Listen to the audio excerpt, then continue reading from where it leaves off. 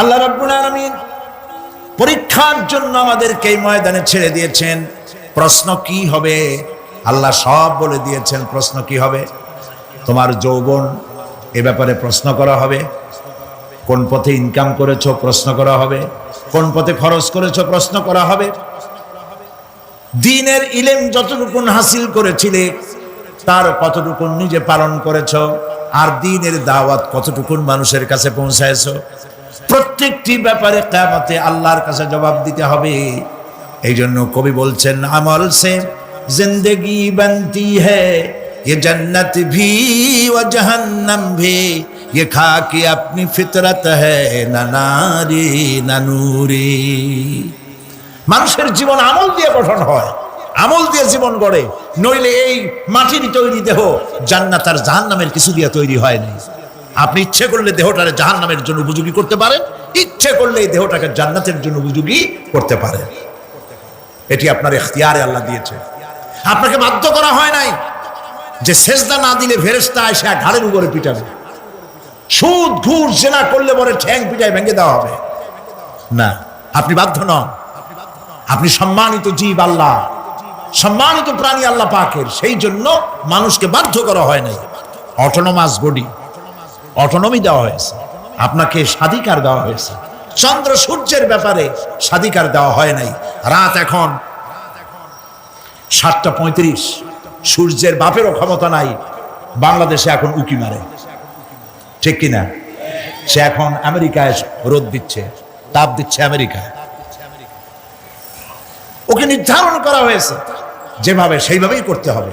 পানি বলেন, পাহাড় বলেন, পাখি বলেন, চন্দ্র বলেন, গ্রহ বলেন, নক্ষত্র বলেন, সব জিনিস বাই হুক অ্যান্ড ক্রুক আল্লাহর হুকুম মানতে বাধ্য। দেওয়া জীবন ব্যবস্থা ছেড়ে দিয়ে তোমরা কি অন্য কোনো মতবাদ তালাশ করো?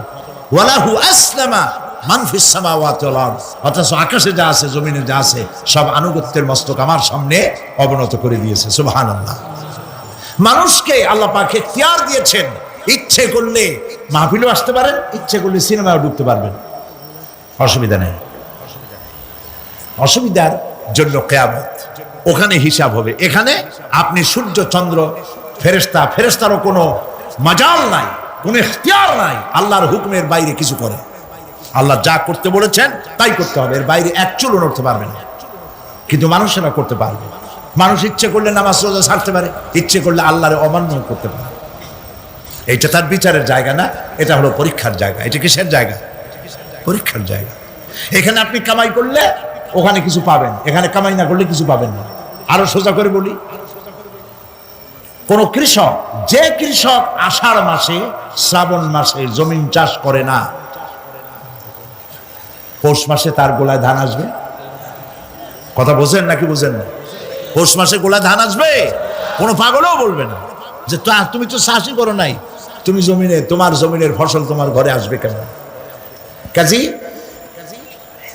এই দুনিয়ায় পরীক্ষা দিলে এখানে রেজাল্ট হয়, এখানে গাছ লাগাইলে এখানে ফল দেয়। কিন্তু মানুষের জন্য আল্লাহ পাক যে আমল তৈরি করেছেন, পরীক্ষা নেবেন, সেই পরীক্ষার রেজাল্ট এখানে হবে না। পরীক্ষার রেজাল্ট আউট হবে কোথায়? আখিরাতে। বলেন সবাই, কোথায় হবে? পরীক্ষার রেজাল্ট আউট হবে কোথায়? আখিরাতে।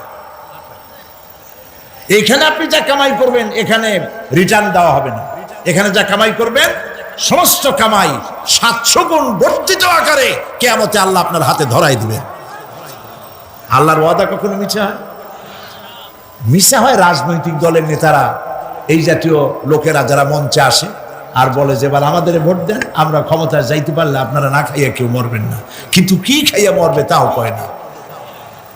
সেদিন শুনলাম এই যে নির্বাচন এখন একটা চলতেছে, স্লোগান বাপ দাঁড়াইছে, ছেলে তো বলে রহিম ভাই আমার ভাই, তোমার ভাই, বাপের নাম রহিম। তারপরে শুনলাম বলতেছে বেগুন ভাইয়ের চরিত্র, আজকাল নাম রাখে তো আদর করে, বেগুন পটল, বেগুন ভাইয়ের চরিত্র ফুলের মতো পবিত্র। আমি আর একজনের পাশের থেকে কইল যে নামাজ পড়ে না, একক তো এমনই ফুলের মতো চরিত্র। তো দুনিয়ার ময়দানে আপনি যা কামাই করবেন এখানে রেজাল্ট আউট হবে, এখানে আপনি পাবেন ফল, এখানে পাবেন। যা করবেন এখানে গাছ লাগাবেন, ফল লাগাবেন, এখানে পাবেন। আর আল্লাহর জন্য যেটা করবেন সেটার ফল, সেটার রেজাল্ট কিয়ামতে বাইর হবে। সুবহানাল্লাহ। এখানে পরীক্ষা দিয়ে যদি কেউ ফেল করে, ম্যাট্রিক পরীক্ষা দিয়ে ফেল করেছে, ফাজেল পরীক্ষা দিয়ে ফেল করেছে, আবার পরীক্ষা দিয়ে পাশ করার সুযোগ আছে, আবারও ফেল করেছে, আবারও পরীক্ষা দিয়ে পাশ করার সুযোগ আছে। 10 বার যদি ফেল করে আরো 10 বার পরীক্ষা দিয়ে পাশ করার সুযোগ আছে। কিন্তু কিয়ামতের দিন আল্লাহ রাব্বুল আলামিনের জীবনের পরীক্ষায় কোনো মানুষ যদি আল্লাহর আদালতে ফেল করে বসে একবার, দ্বিতীয়বার পরীক্ষা দেওয়ার আর কোনো সুযোগ নাই। এই পৃথিবীতে যদি কেউ নিম্ন আদালতে মামলায় হেরে যায়, জজ কোর্টে করবে, যদি হেরে যায় হাইকোর্টে করবে, হেরে গেলে আপিল করবে সুপ্রিম কোর্টে, সুপ্রিম কোর্টেও যদি হেরে যায় তাহলে প্রেসিডেন্টের কাছে আপিল করবে, সুযোগ আছে কয়েকবার। কিন্তু কিয়ামতের দিন জীবনের আদালতে কোনো মানুষ যদি একবার ফেল করে বসে, জীবনের মামলায় যদি একবার হেরে যায়, দ্বিতীয়বার আপিল করার আর কোনো জায়গা নাই। সেই আখিরাতে রেজাল্ট আউট হবে। আমরা সব মরে যাব, আমরা সব কি হব? সব মরে যাব। আল্লাহ পাক আমাদেরকে উঠাবেন আবার। মানুষকে কবরে রাখার সময় আমরা কি বলি? মিনহা খালাকনাকুম, জানেন না? পড়েন, মিনহা খালাকনাকুম ওয়া ফিহা নুঈদুকুম ওয়া মিনহা নুখরিজুকুম তারাতান উখরা। এই মাটি দিয়ে তোমাকে তৈরি করা হয়েছিল, এই মাটির মধ্যে রেখে গেলাম, এর থেকে আবার তোমাকে উত্থিত করা হবে। কে বলতেছেন এ কথা? আল্লাহ পাক বলছেন, আল্লাহ তাআলা বলছেন। কি নিষ্ঠুর এই পৃথিবী! ভেবে দেখেছেন কি একবারও কি ভেবে দেখেছেন এই পৃথিবী কত নিষ্ঠুর? এই সন্তান সন্ততি সব একটি মোহ, একটি মায়া, একটি মহব্বত, একটি প্রতারণা। যে বইয়ের জন্য হারাম ইনকাম করেছেন, যে সন্তানদের জন্য হারাম ইনকাম করেছেন, জান দিলেন, রক্ত দিলেন, জীবন দিলেন, সারা রাত কষ্ট করেছেন, দৌড়দৌড়ি করেছেন, যখন মরে গেলেন, যে বাচ্চাটা আপনি কোলে না নিলে কলিজা ঠান্ডা হয় না, সেই বাচ্চা বলবে, মাকে বলবে, মা বাপের লাশ যে রুমে আছে আমার সেখানে নিও না, আমার ভয় করে। ঠিক কিনা? স্ত্রীও আরো 2-1 লোক না হলে লাশের ঘরে থাকতে পারবে না, তারও ভয় করবে। থাকলে বড় জোর মা থাকতে পারে, বাপ থাকতে পারে। যাকে বিবাহ করার পর অনেক সন্তান আছে, মা বাপকে চোখে দেখতে পারে না, বড় কথা মতো মায়ের সাথে কথা বলা বন্ধ করে দেয়। হয়তো কুমিল্লা এরকম নাও থাকতে পারে। বউ তো নালিশ করছে, মায়ের সাথে কথা কয় না, আবার বলে এই বুড়িটা মরে না কেন? নাউজুবিল্লাহ, নাউজুবিল্লাহ। বুড়িটারে মরার কথা বলতেছো তুমি। তোমার ছোট্টবেলায় যখন তোমার টাইফয়েড হয়েছিল, অসুখ করেছিল, গরিব বাবা, বাড়িতে ল্যাপ নাই, খাতা নাই, তোষক নাই, সেই জায়গায় মা তার কাপড় বিছায় দিয়া, বুকের উপরে নিজের শরীরের উষ্ণতা দিয়া বাঁচায় রাখার চেষ্টা করেছে, নিজে না খেয়ে খাওয়াইছে, অসুখ সারে না। মা ওই মুমূর্ষ বাচ্চার সেরানে তার মাথার কাছে বসে তাহাজ্জুদের নামাজ পড়ে কোরআন শরীফ তেলাওয়াত করে, চোখ দিয়া পানি পড়ে, আর বলতে তাকে, রব্বুল আলামিন আমার জীবনটারে দিয়া আমার কলিজার টুকরা সন্তানটারে বাঁচাইয়া দাও। যেই মা নিজের জীবন দিয়া সন্তান বাঁচাইতে চাইলো, সেই সন্তান আজকে বউ পাইয়া মাকে ভুলে যায়, মায়ের সাথে খারাপ ব্যবহার করে। আল্লাহ রাব্বুল আলামিন বলেছেন, মা বাবার সঙ্গে খারাপ ব্যবহার করো না, ভালোবাসায় কথা বলো। ওয়াকুল লাহুমা কাওলান কারীমা, সম্মান সূচক কথা বলো। মা বাবার জন্য দোয়া করো আমার কাছে। কে বলতেছে? আল্লাহ তাআলা বলছেন, দোয়া করো আমার কাছে এই ভাষায়, রব্বিরহামহুমা কামা রাব্বায়ানি সাগীরা। পড়েন সবাই, রব্বিরহামহুমা কামা রাব্বায়ানি সাগীরা। আয় আমার রব, আমার মা বাপ যেমনে ছোটবেলায় আমাকে অত্যন্ত যত্ন করে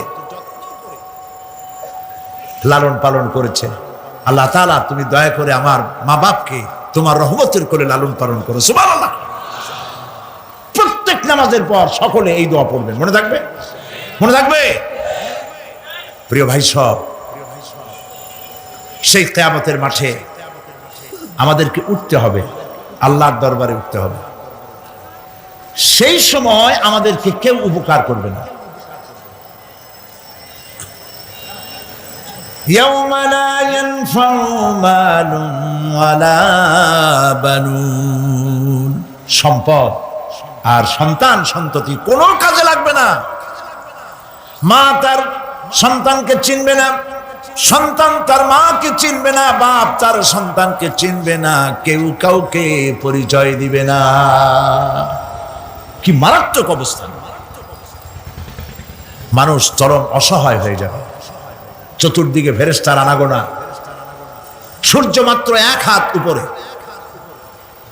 প্রচন্ড তাপ নিয়ে সূর্য অবস্থান নেবে। মাথার চান্দি ফেটে গিয়ে গুনাহগারের মাথার মগজ গলে গলে পড়তে থাকবে। পিপাসার যন্ত্রণায় জিহ্বাটা ঝুলে কুকুরের মতো করে নাভিস্থল পর্যন্ত ঝুলে পড়বে। কেউ উপকার করবে না, কেউ জিগাবেও না। অনেক লোক আছে পীরের কাছে মুরিদ হয় আর মনে করে পীর সাহেব তারে কিয়ামতে সুপারিশ করবে। অসম্ভব। আয়াতুল কুরসির মধ্যে আমরা পড়ি, মান যাল্লাযী ইয়াশফাউ ইনদাহু ইল্লা বিইজনিহি। কে আছে এমন, কার হিম্মত আছে আল্লাহ পাকের বিনা অনুমতিতে কথা বলে? সুবহানাল্লাহ বলে। কোথার পীর, কোথার খাজা বাবা হারায় যাবে।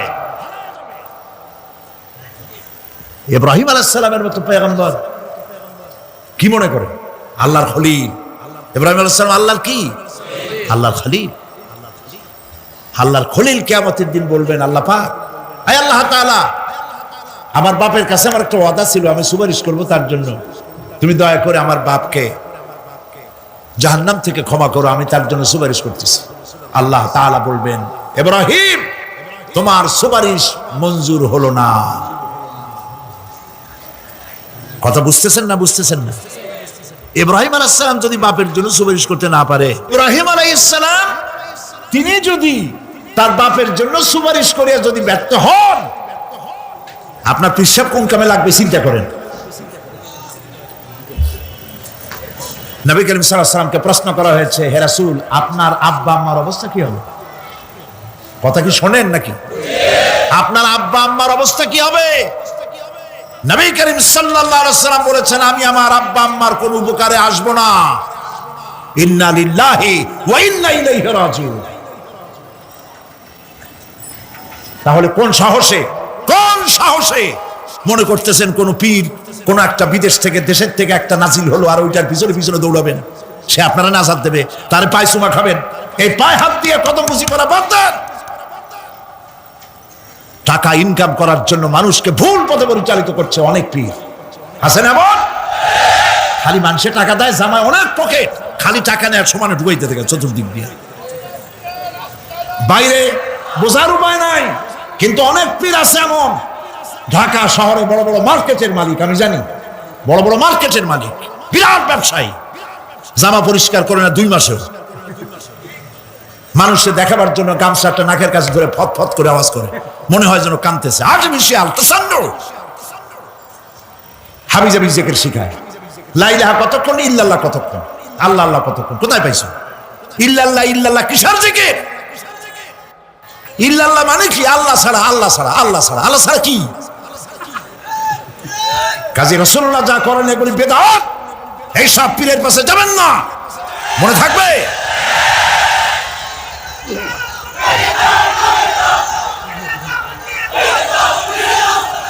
প্রিয় ভাই সব, কিয়ামতের দিন আপনার আমল, একমাত্র আমল আপনাকে বাঁচাইতে পারবে। এই কোরআন শরীফে আল্লাহ পাক বলেছেন, ইয়া আইয়ুহাল্লাযীনা আমানু আবতাগু ইলাইহিল ওয়াসিলা, হে বিশ্বাসীরা ওসিলা ধরো। ধুরন্ধর এক শ্রেণীর লোকেরা এর অর্থ করেছে পীর ধরো। দুনিয়ার কোন তাফসীর, যত মুফাসসির পৃথিবীতে জন্মগ্রহণ করেছেন, কোন মুফাসসির এটা বলেন নাই আবতাগু ইলাইহিল ওসিলার মানে হলো পীর ধরো। বরং সমস্ত তাফসীর মুহাক্কিকিন বলেছেন অবতাগু ইলাইহিল ওসিলা আয় আমলে সালেহ, নেক আমলের ওসিলা ধরো। সুবহানাল্লাহ, নেক আমলের ওসিলা ধরো। প্রিয় ভাই, সব ধান্দাবাজি ছাড়তে হবে। কিয়ামতের দিন মানুষ একেবারে অসহায় হয়ে যাবে, কেউ সাহায্য করবে না। সেই দিন প্রশ্নপত্র সামনে আসবে, আমলনামাগুলি বেঈমানের পিছন দিক থেকে বাম হাতে আসবে, আর ইমানদারের সামনে থেকে ডান হাতে আসবে।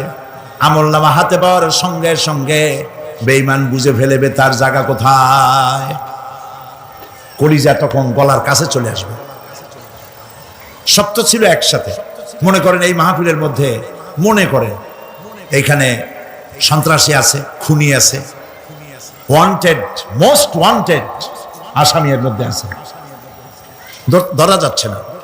অনেক মানুষের মধ্যে হঠাৎ করে অর্ডার হলো যে ভিতরে এসবিআইবি ঢুকিয়ে দেওয়া হয়েছে, গোয়েন্দা বিভাগের লোক ঢুকিয়ে দেওয়া আছে, সন্ত্রাসী মোস্ট ওয়ান্টেড যারা আছে বেরিয়ে পড়ো, এক পাশে চলে আসো। তখন অবস্থাটা কি হবে তাদের? মজা লাগবে? পায়ের রক্ত মাথায় উঠে যাবে, চোখ দিয়ে রক্ত পড়া শুরু করবে। সমস্ত মানুষ একসাথে ছিল হাসরের ময়দানে, হঠাৎ করে অর্ডার হয়ে যাবে অন্তাজুল ইয়াউমা আইয়ুহাল মুজরিমুন, হে অপরাধীর দলেরা আলাদা হয়ে যাও।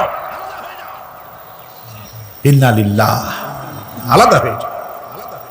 সমস্ত মানুষ সেখানে খালি পায়ে উঠবে, কারো পায়ে জুতা নাই, স্যান্ডেল নেই, পরনে কোনো কাপড় নাই, গায়ে কোনো কাপড় নাই, মাথায় কোনো আবরণ নাই। হযরত আয়েশা সিদ্দিকা রাদিয়াল্লাহু তাআলা আনহা, তিনি নবী করিম সাল্লাল্লাহু আলাইহি ওয়াসাল্লামের কাছে কিয়ামতের এই বর্ণনা শুনে কাঁদতেছিলেন আর বলতেছিলেন, হে আল্লাহর রাসূল, কিয়ামতে সকলকে ভাবে উঠতে হবে, এমনকি আমাকেও? হুজুর বললেন, প্রত্যেকটি মানুষকেই উলঙ্গিনী হয়ে উঠতে হবে। তিনি প্রশ্ন করলেন, তখন কি শরম হবে না? নবী করিম সাল্লাল্লাহু আলাইহি ওয়াসাল্লাম বলছেন, জাহান্নামের ভয়তে কেউ কারো দিকে তাকাবার সুযোগ পাবে না। সব উপরের দিকে তাকায় থাকবে আর বলবে, আল্লাহ আমারে বাঁচাও, আল্লাহ আমারে রক্ষা করো। সমস্ত নবীরা, সমস্ত নবী, আদম আলাইহিস সালাম থেকে শুরু করে ঈসা আলাইহিস সালাম পর্যন্ত সব নবী বলবেন, নাফসি নাফসি, আল্লাহ আমারে বাঁচাও, আমাকে রক্ষা করো। কোথায় যাবে আপনার পীর সাহেব? একমাত্র ব্যক্তি বিশ্ব নবী মুহাম্মদুর রাসূলুল্লাহ সাল্লাল্লাহু। মানুষেরা হয়রান হয়ে যাবে, আদম আলাইহিস সালামের কাছে যাবে, আবাল বাশার, আপনি প্রথম মানুষ, আমরা বিপদে শেষ হয়ে গেছি, 50,000 বছর দাঁড়ায় আছি। কয় বছর দাঁড়ায় থাকতে হবে? কোথায় আছে? এই কোরআন শরীফে 50,000 সানা মিম্মা তাউদ্দুন। এই পৃথিবীতে গণনা করলে 12 মাসে 1 বছর, 12 বছরে 1 যুগ, এরকম করে করে 50,000 বছর পৃথিবীতে গুনলে যত বড় লম্বা হয়, বিচারের দিনটা এত বড় লম্বা হবে। সবাই বলবে, আদম আলাইহিস সালাম আমাদের জন্য একটু আল্লাহকে সুপারিশ করুন যেন তিনি আমাদের বিচারটা তাড়াতাড়ি করে দেন। তিনি বলবেন, আমার পক্ষে সম্ভব না, আল্লাহর সামনে দাঁড়িয়ে কথা বলার আমার কোনো সাহস নাই, আমি পারবো না। নূহ আলাইহিস সালামের কাছে যাও। নূহ আলাইহিস সালাম বলবেন, আমি পারবো না। মুসা আলাইহিস সালামের কাছে যাও। তিনি বলবেন, আমি পারবো না। ইব্রাহিম আলাইহিস সালামের কাছে যাও। একজন আরেকজনের কাছে পাঠাবে। সর্বশেষ ঈসা আলাইহিস সালামের কাছে লোকেরা আসবে, হাসরবাসী। ঈসা আলাইহিস সালাম বলবেন, আমি তো পারবোই না, কারণ পৃথিবীর শত শত কোটি নাসারারা আমাকে আল্লাহর ছেলে বলেছে, অথচ আমি তাদের তা বলতে বলি নাই। আমি নিজের ব্যাপারেই আজকে শঙ্কিত, আমারে তারা আল্লাহর ছেলে বলছে। আল্লাহ আজকে আমার সাথে কি ব্যবহার করবেন আমি তো জানি না, আমি নিজেই বিপদে আছি। তবে আমি তোমাদের ব্যাপারে একটা পরামর্শ দিতে পারবো। একজন ব্যক্তি আছে যার কাছে গেলে তিনি কথা বলতে পারবেন, তিনি বিশ্বনবী রাহমাতুল লিল আলামিন জনাব মুহাম্মদ রাসূলুল্লাহ সাল্লাল্লাহু আলাইহি ওয়াসাল্লাম। তার কাছে চলে যান, হাসরবাসীরা তার কাছে চলে যাবে। নবীজি সকলের কথা শুনে সিজদায় পড়ে কাঁদতে থাকবেন। তিনি বলবেন, হাসরবাসীদের কাজ ষষ্ঠ করবেন, এই কাজ আমার কাজ, আমি বলবো আল্লাহ পাককে। তিনি সেজদায় পড়ে কাঁদবেন, রব্বুল আলামিন প্রশ্ন করবেন, হে আমার রাসূল, আপনার তো আজকে কান্দার দিন না, আপনি কান্দেন কেন? আমি আপনাকে মাকামে মাহমুদ দিয়েছি, কাউসারের মালিক বানাই দিয়েছি। আপনি জান্নাতে প্রবেশ করার আগে কেউ বেহেশতে যাইতে পারবে না, এই সম্মান দিয়েছি, কান্দেন কেন? নবীজি বলেন, রব্বুল আলামিন, যা তুমি আমার জন্য বরাদ্দ রেখেছো সব আমি পেয়েছি বা পাবো, আমি কান্দি আমার উম্মতের কি হবে? আল্লাহ রাব্বুল আলামিন তাকে পারমিশন দিবেন, আপনার নেককার জান্নাতি উম্মতগুলি আপনি বেছে নিন। নবী করিম সাল্লাল্লাহু আলাইহি ওয়াসাল্লাম পারমিশন পাবেন। আল্লাহর পারমিশন ব্যতি রেখে আল্লাহর দরবারে কথা উচ্চারণ করার ক্ষমতা কারো হবে না। সুবহানাল্লাহ। এই কথা ভাববার কোনো কারণ নাই। অমুক পীর সাহেবের অনেক মুরিদ আছে, সব মুরিদ টুরিদ নিয়ে নারায়ে তাকবীর জিন্দাবাদ, পীর সাহেব জিন্দাবাদ, এই সমস্ত বাদ বুদ কামে লাগবে না। ওয়া কুল্লুহুম ইয়াতিহি ইয়াউমাল কিয়ামাতি ফারদা। কিয়ামতের দিন প্রত্যেককে একজন একজন করে আসতে হবে আল্লাহর দরবারে। আল্লাহ বলেছেন একজন একজন একজন, মিছিল করার উপায় নেই। আল্লাহ রাব্বুল আলামিনের দরবারে হাজির হয়ে যাবে সেই কঠিন হাসরের ময়দানে বাঁচার জন্য। নবীজি দোয়া শিখায় দিয়েছেন, দোয়া করো, আল্লাহুম্মা হাসিবনি হিসাবান ইয়াসীরা। পড়েন আমার সাথে, আল্লাহুম্মা হাসিবনি হিসাবান ইয়াসীরা, আল্লাহুম্মা হাসিবনি হিসাবান ইয়াসীরা। আল্লাহ তুমি আমার সহজ হিসাব নাও। নবী করিম সাল্লাল্লাহু আলাইহি ওয়াসাল্লাম নিজেই দোয়া করেছেন। চিন্তা করেন, আল্লাহ পাক নিজে, আল্লাহ তাআলা তিনি নিজে প্রশ্ন করবেন এবং পাপগুলি দেখাই দেবেন, এই সব পাপ করছো। মানুষ, আল্লাহর বান্দা ভয় চোটে কলিজা গলা দিয়ে বেরিয়ে যেতে থাকবে, বেরিয়ে যেতে চাইবে, তার বাষ্পরুদ্ধ হয়ে আসবে, বলতে থাকবে, আল্লাহ আমি করে ফেলেছি, আমি মাপ চাই, তোমার কাছে ক্ষমা ভিক্ষা চাই। আল্লাহ রাব্বুল আলামিন বান্দার কাকুতি বিরতির দিকে লক্ষ্য করে বলবেন, বান্দারে আমি তোকে ক্ষমা করে দিলাম। এটাই হলো হিসাব ইয়াসির, সহজ হিসাব। এই সহজ হিসাব কার কিসমতে আছে, কার কিসমতে নাই, আমরা কেউ জানি না। এই দুনিয়াটাকে আল্লাহ পাক বানাইছিলেন পরীক্ষা নেওয়ার জন্য। কি জন্যে? পরীক্ষা নেওয়ার জন্য। পরীক্ষায় যার যে বয়স এখন আছে এখানে, আমার যা বয়স, আপনার যা বয়স, এই বয়সে যা যা করছি এখন হিসাব করেন। ছোটবেলায় কই মাছের কাঁটা গলার মধ্যে ঢুকছিল, তখন ক্লাস 2তে পড়ি। এরকমের একটা ঘটনা মনে আছে কিনা? মনে নাই? অন্যের বাড়ির আম পাড়তে গিয়া বাড়িওয়ালার সামনে পড়ছিলেন, 2টা থাপ্পড় দিছিল, এসব কথা মনে আছে না? আছে কিনা? এই ছোট্ট ছোট্ট কথাগুলি, কোন পুকুর পাড়ে আসার খাইছিলাম, কেটা মারছিল, সেই ছোট্টবেলা থেকে এই পর্যন্ত এই ছোট্ট কথাগুলি যদি মনে থাকে, তাহলে বড় বড় পাপ কি কি করছেন তা মনে নাই। তাহলে নিজের হিসাব নিজে করো। কিয়ামতে আল্লাহ পাক আমলনামা হাতে দিবেন, বলবেন পড়ো, ইকরা কিতাবাক, পড়ো তোমার আমলনামা। তুমি তোমার হিসাবের জন্য আজকে তুমি নিজেই যথেষ্ট। পড়ে দেখো কি করছো। ইন্না লিল্লাহি ওয়া ইন্না ইলাইহি রাজিউন। আমরা বলি আমিন। ঘুমের জন্য মানুষ ঘুমাইতে না পারলে পাগল হয়ে যায়। কি বিরাট নিয়ামত এই ঘুম আল্লাহ পাক মানুষকে দিয়েছে। আমার বন্ধুগণ,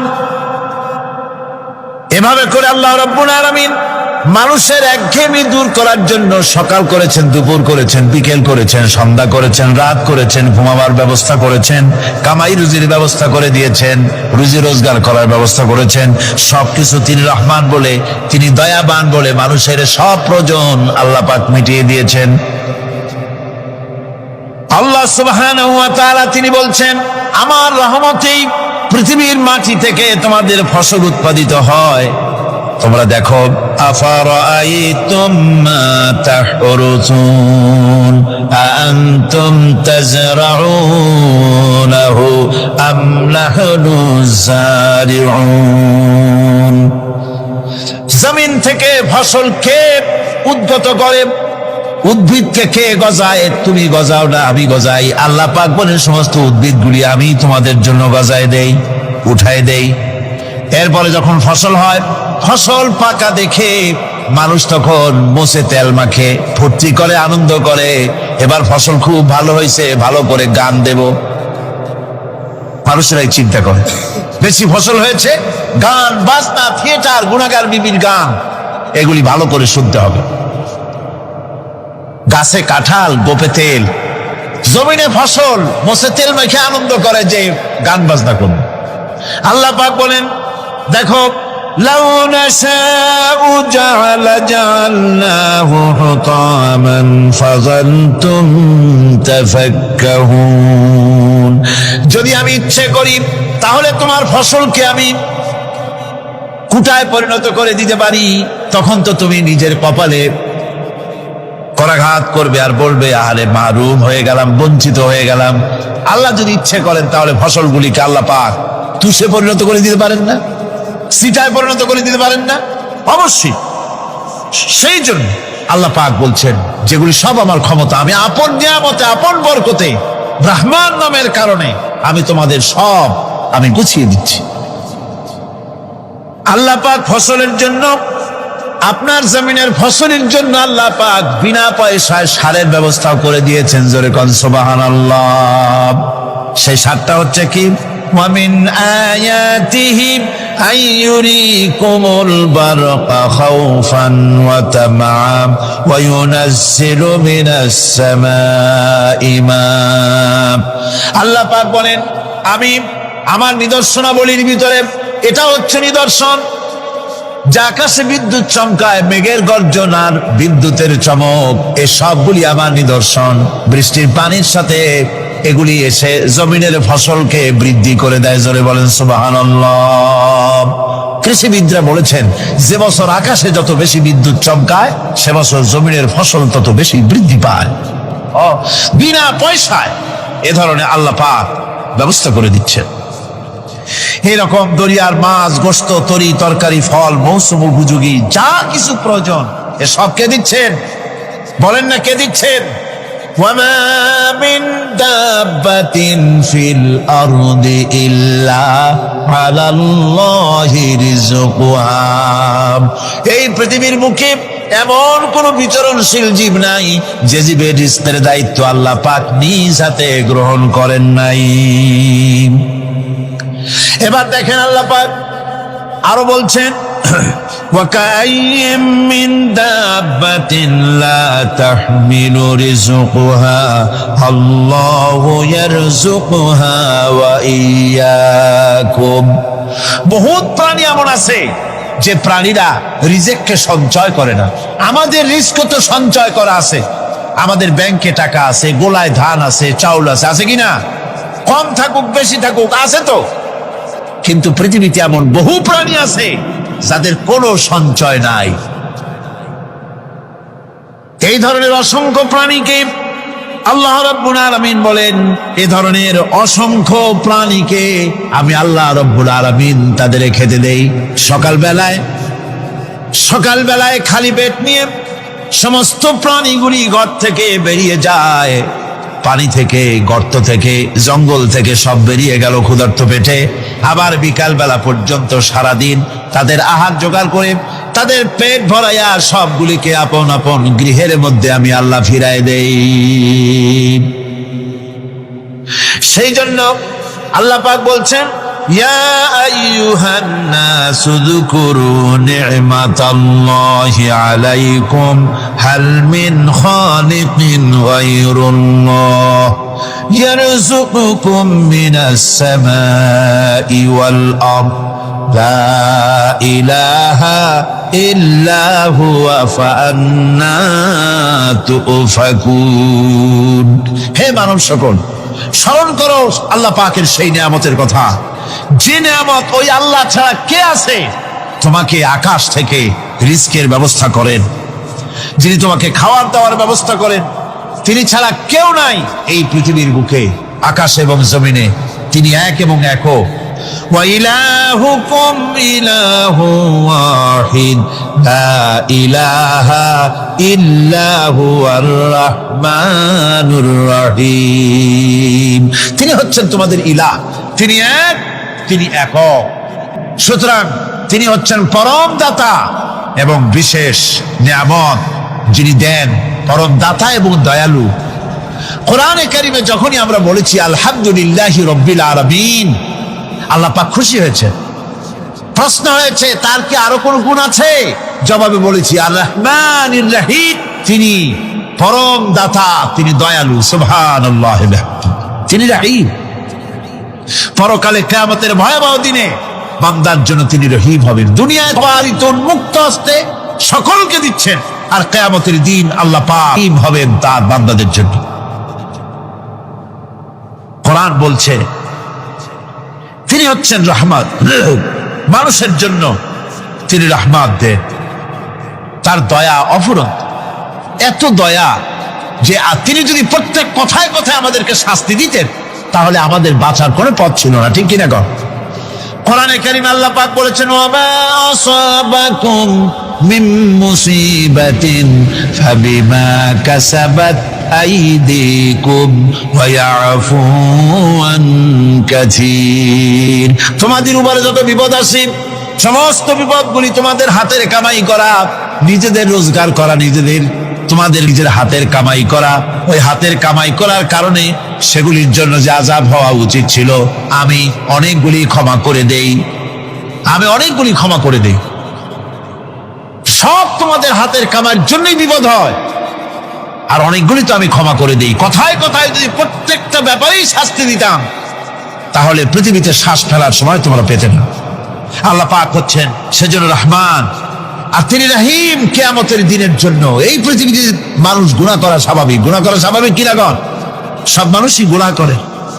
এই গুনাহগার যত বড় গুনাহগার হোক না কেন, গুনাহগার যখন তওবা করে, তওবার অনুভূতি যখন আসে এবং সে যখন অনুশোচনা করে, তখন তার অপরিসীম দয়া সেই অনুশোচনাকে কবুল করে নেয়।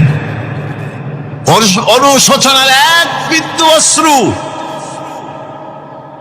গুনাহগারের অনাচারের সমস্ত দাগ মুছায় দেয়। মনে হয় যেন তার আমলনামায় কোনো দাগই ছিল না। সুবহানাল্লাহ। এই জন্য বলা হয়েছে তাইবু মিনাজ যামবি কামান লা যামবা লাহু। গুনাহ থেকে যে তওবা করে মনে হবে তার সে কোনো গুনাহই করেই নাই, কোনো গুনাহই করে নাই। আমার বন্ধুগণ, আল্লাহ পাক কেমন রহিম!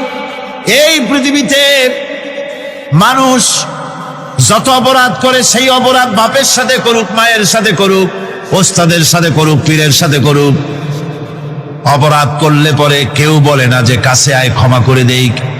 ইমাম রাজি রাহমাতুল্লাহ আলাইহি বলেন, বুজুর্গ ব্যক্তি চিৎকার মেরে বললেন আল্লাহু আকবার, আমি কিন্তু এই বড় বিক্রেতার ঘোষণার মধ্য দিয়ে সূরা ওয়াল আসরের তাফসীর আমি বুঝে ফেলেছি।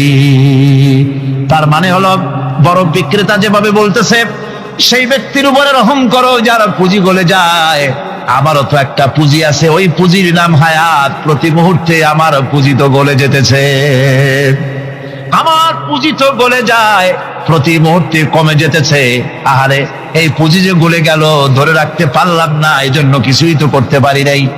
সূরা ওয়াল আসরের ভিতরে মানুষের আয়ুষ্কাল দেওয়া হয়েছে, বরফ গলে যাওয়ার মতো দ্রুত সে আয়ু কমে যাচ্ছে।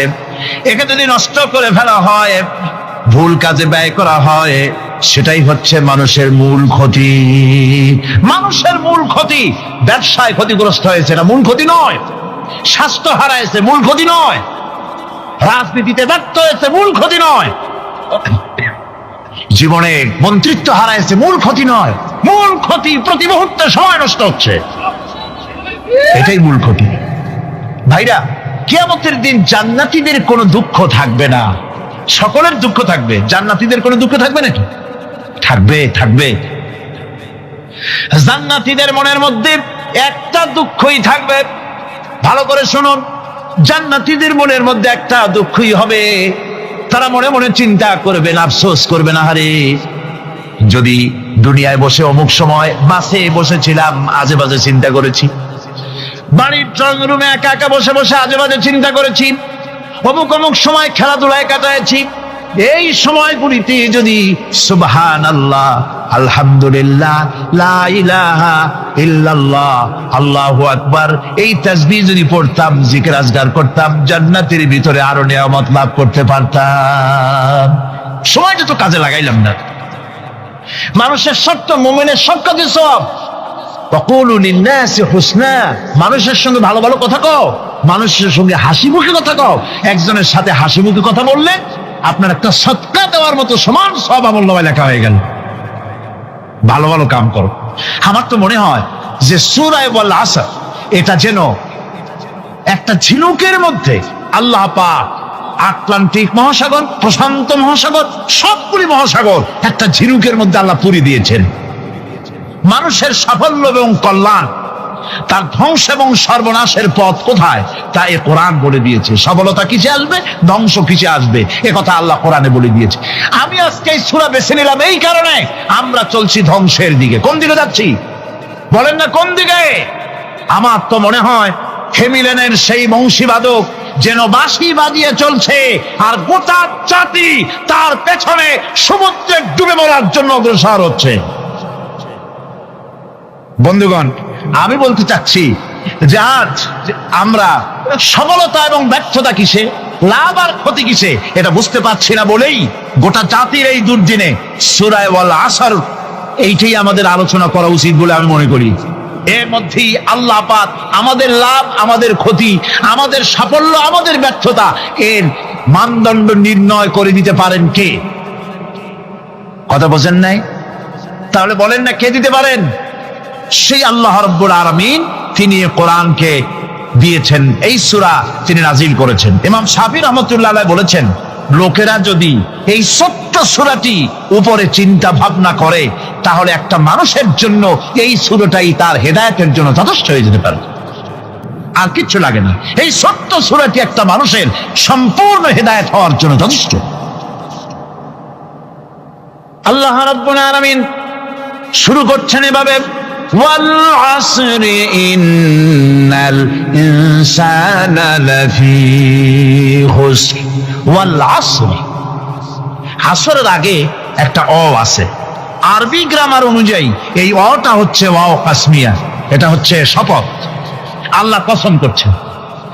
আপনারা খুব চিন্তা ভাবনা করেন, মাথা ঠান্ডা করে, কান এবং দিল, মন, মগজ সব এদিকে আপনারা গভীর মনোনিবেশ সহকারে যদি শোনেন তাহলে বুঝতে পারবেন আল্লাহ পাক শপথ করতেছেন, কসম করতেছেন। এটা কি সোজা ব্যাপার না বিরাট ব্যাপার? আমরা তো কসম করি, আমরাও তো কসম করি। কখন করি? কথাটাকে নিশ্চিত করার জন্য, দৃঢ়ভাবে বিশ্বাস করার জন্য বলি, আল্লাহর দোহাই, আল্লাহর কসম, এই বলে আমরা আমাদের কথাকে উপস্থাপন করি, অধিকতর বিশ্বাস করাবার জন্য। আল্লাহ পাক কসম করতেছেন, তবে আল্লাহর কসম আর আমাদের কসম এক না। আমরা কসম করি সবচাইতে যিনি বড়, মহানত্ব, বিরাটত্ব, শ্রেষ্ঠত্বের উপরে ভিত্তি করে আমরা কসম করি, যেহেতু আল্লাহর চাইতে মহান, বড়, শ্রেষ্ঠ আর কেউ নাই। এই জন্যে আল্লাহর চাইতে বড় কেউ নাই বলে আমাদের জীবনের শ্রেষ্ঠ স্লোগান, মুসলমানের জীবনে শ্রেষ্ঠ স্লোগান নারে তাকবীর। আসতে বললেন কেন?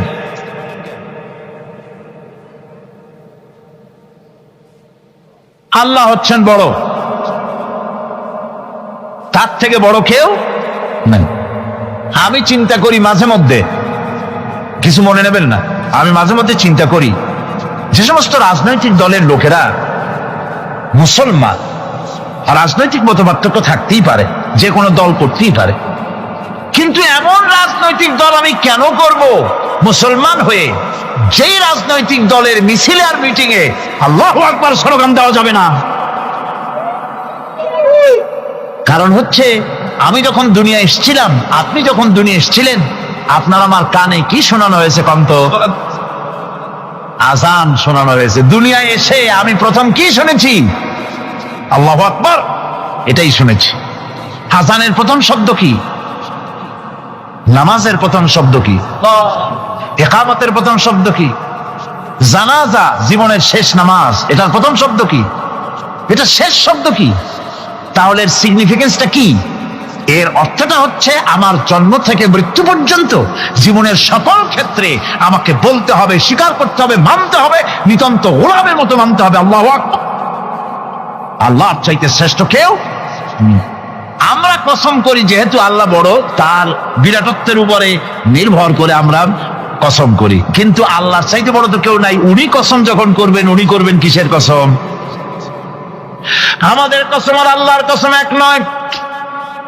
রব্বুল আলামিন যখন কসম করেন, তিনি তার কাছে বড়, তার চাইতে বড় কেউ নাই, শ্রেষ্ঠ কেউ নাই, মহান কেউ নাই।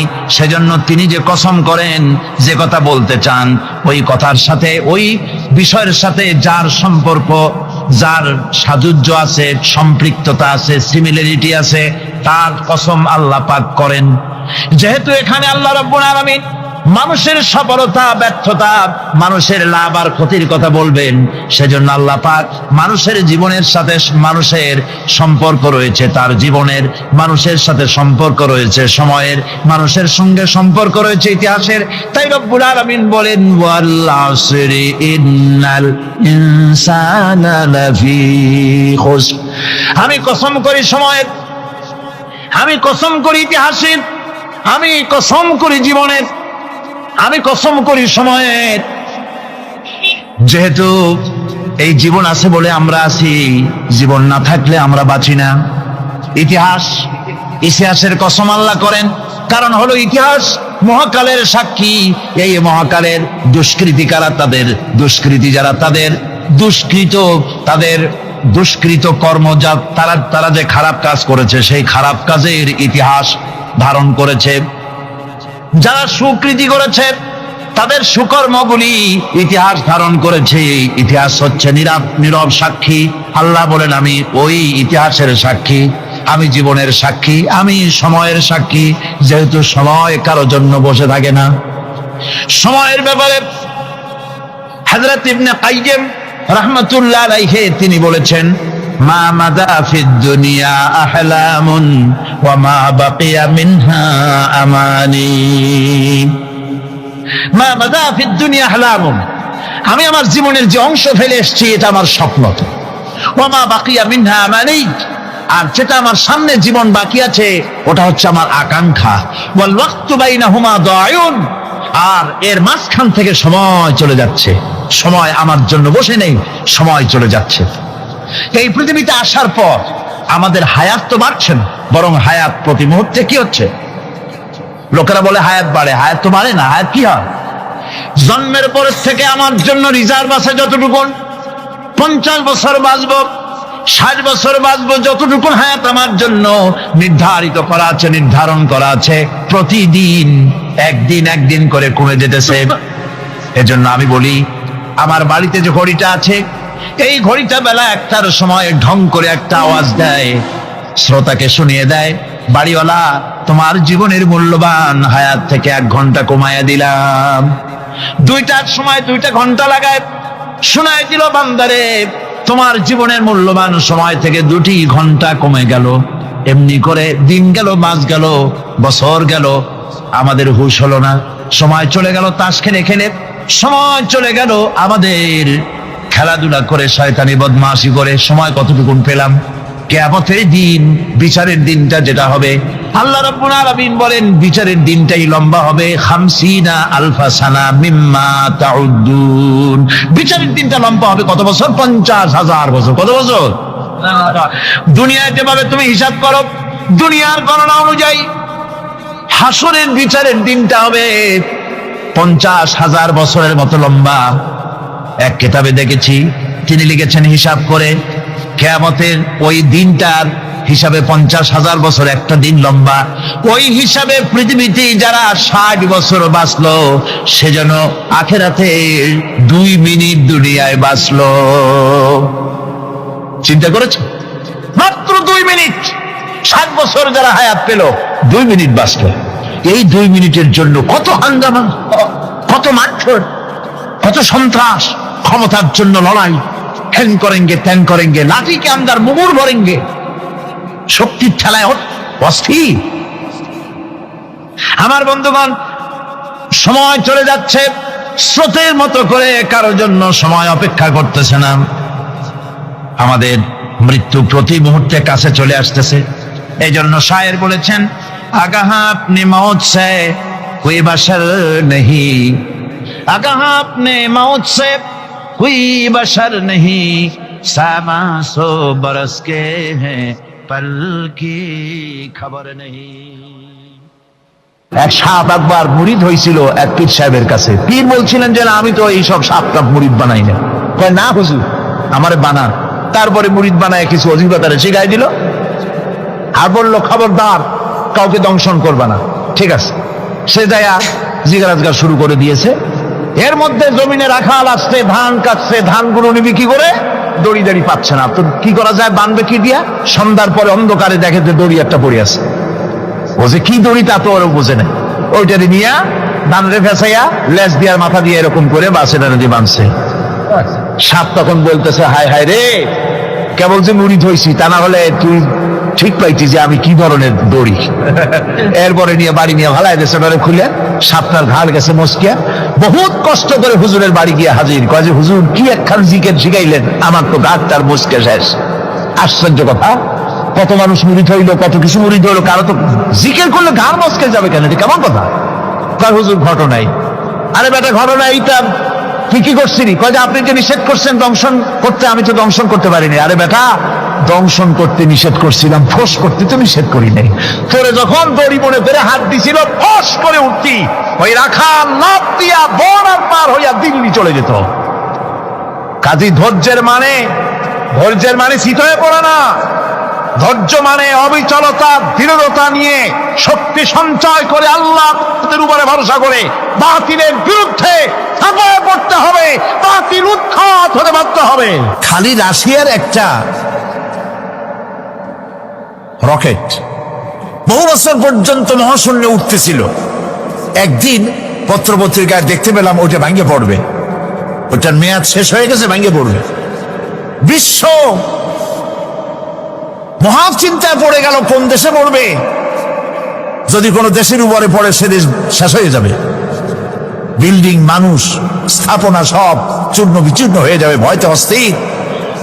রাশিয়ার বিজ্ঞানীরা চেষ্টা করলো সেটাকে সরাইয়া কোন জমিনে যাতে না পড়ে মহাসমুদ্রে ভালাবার জন্য চেষ্টা করতে লাগলো। মনে আছে ঘটনা আপনাদের? পত্রপত্রিকা যারা পড়ে মনে থাকারই কথা। রাশিয়ার একটা রকেট, এটার কত বড় হবে, ওইটা ভেঙে চুরে পড়বে, সে ভয়তে দুনিয়া অস্থির। আর আল্লাহ পাক বলছেন, এতে কোনো সন্দেহ নাই, আকাশ একটার পর একটা ভেঙে চুরে চুরমার হয়ে পড়তে থাকবে, তারকাসমূহ বিক্ষিপ্ত হয়ে পড়বে, দরিয়া দীর্ণ বিদীর্ণ হয়ে যাবে, চন্দ্র আর সূর্য ধাক্কা লেগে একাকার হয়ে যাবে, চাঁদে আলো নাই, সূর্যে আলো নাই, অন্ধকার এক বিভীষিকাময় পূর্ণ হয়ে যাবে গোটা বিশ্ব। পাহাড়গুলো উঁচু করে মাটির উপরে আছাড় দেওয়া হবে, এক ধাক্কায় পাহাড়গুলো ভেঙে চুরে চুরমার হয়ে যাবে। সুবহানাল্লাহ। এই অবস্থা যখন, এই ভয়ঙ্কর পরিস্থিতি যারা লক্ষ্য করবে, আল্লাহ রাব্বুল আলামিন বলেন, মানুষেরা ভয় অস্থির হয়ে দৌড়াদৌড়ি আরম্ভ করবে। ইয়াকুলুল ইনসানু ইয়াউমাইদিন আইনাল মাফার। মানুষেরা পাগলের মতো শুধু দৌড়াদৌড়ি করবে আর বলবে, পালাবো কোথায়, ভাগবো কোথায়, কোথায় যাব?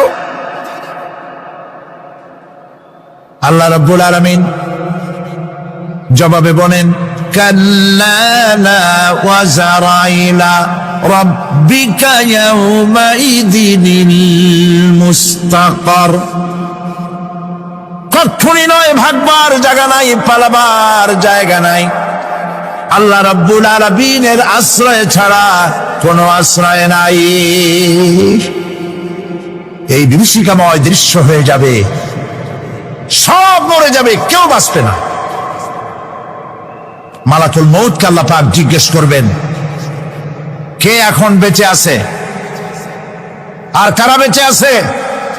তিনি বলবেন, হযরতে জিবরাইল, হযরতে মিকাইল, হযরতে ইসরাফিল। আল্লাহ পাক নির্দেশ করবেন, এদের জান কবজ করো। ইসরাফিল, মিকাইল জান কবজ হবে। হযরতে জিবরাইল আমিন শাদীদুল কুওয়া, প্রচন্ড ক্ষমতা আল্লাহ তাকে দান করেছেন, সুবহানাল্লাহ বলেন। দুনিয়ার সব নবীদের কাছে বাণী বহন করে নিয়ে আসছেন পূর্ণ অথেন্টিসিটির সাথে, সুবহানাল্লাহ। আল্লাহ পাক যাকে বলেছেন রূহুল আমিন, নবী করিম সাল্লাল্লাহু আলাইহি ওয়াসাল্লামের মেরাজের রাত্রে যে কথা বলা হয়েছে, ওয়ালাকাদ রাহু বিল উফুকিল মুবিন, পশ্চিম দিক বলয় তিনি যা দেখতে পেয়েছিলেন, তাফসীর বলছে হযরতে জিবরাইলের পূর্ণ আকৃতিতে নবী করিম সাল্লাল্লাহু আলাইহি ওয়াসাল্লাম তাকে দেখতে পেয়েছিলেন।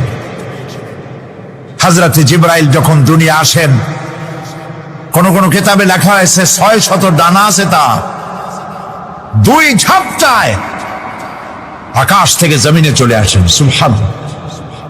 হযরতে জিবরাইলকে আল্লাহ পাক বলবেন তাকে মওত দাও, হযরতে জিবরাইলও বিদায় হয়ে যাবে। আল্লাহ প্রশ্ন করবেন, এখন আর কে বাকি? মান বাকিয়া ইয়া মালাকাল মউত। মালাকুল মউত বলবেন, হে আল্লাহ তাআলা, এখন তোমার সামনে আমি দাঁড়িয়ে আছি, আর কেউ নেই। আল্লাহ পাক বলবেন, মুত ইয়া মালাকাল মউত। আল্লাহু আকবার, মুত ইয়া মালাকুল মউত, মরে যা, মরে যা। মালাকাল মউত মরে চলে যাবে। এরপরে আর কেউ নাই। আল্লাহ রাব্বুল আলামিন এই অবস্থায় কত বছর, কত কাল চলে যাবে আল্লাহ পাক ভালো জানেন, কেউ নাই।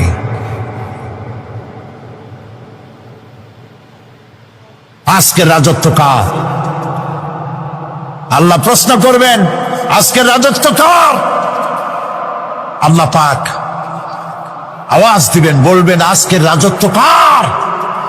কোনো জবাব নাই, আকাশের নাই, জমিনের নাই, আকাশও তো নাই, কারো কোনো জবাব নাই। আল্লাহ পাক বলবেন, লিল্লাহি ওয়াহিদুল কাহ্হার। আজ একমাত্র রাজত্ব হচ্ছে পরাক্রমশালী আল্লাহ রাব্বুল আলামিনের। আল্লাহ পাক বলবেন, ইয়া দুনিয়া আইনা শাজারুকি, হে পৃথিবী তোর গাছগুলা কই? ইয়া দুনিয়া আইনা জিবালুকি, হে পৃথিবী তোর পাহাড়গুলা কই? আইনাল জব্বারিন, স্বৈরাচারেরা কোথায়? কারো কোনো জবাব হবে না। আল্লাহ পাক এরপরে আবার মানুষগুলিকে চিন্তা করবেন, সুবহানাল্লাহ।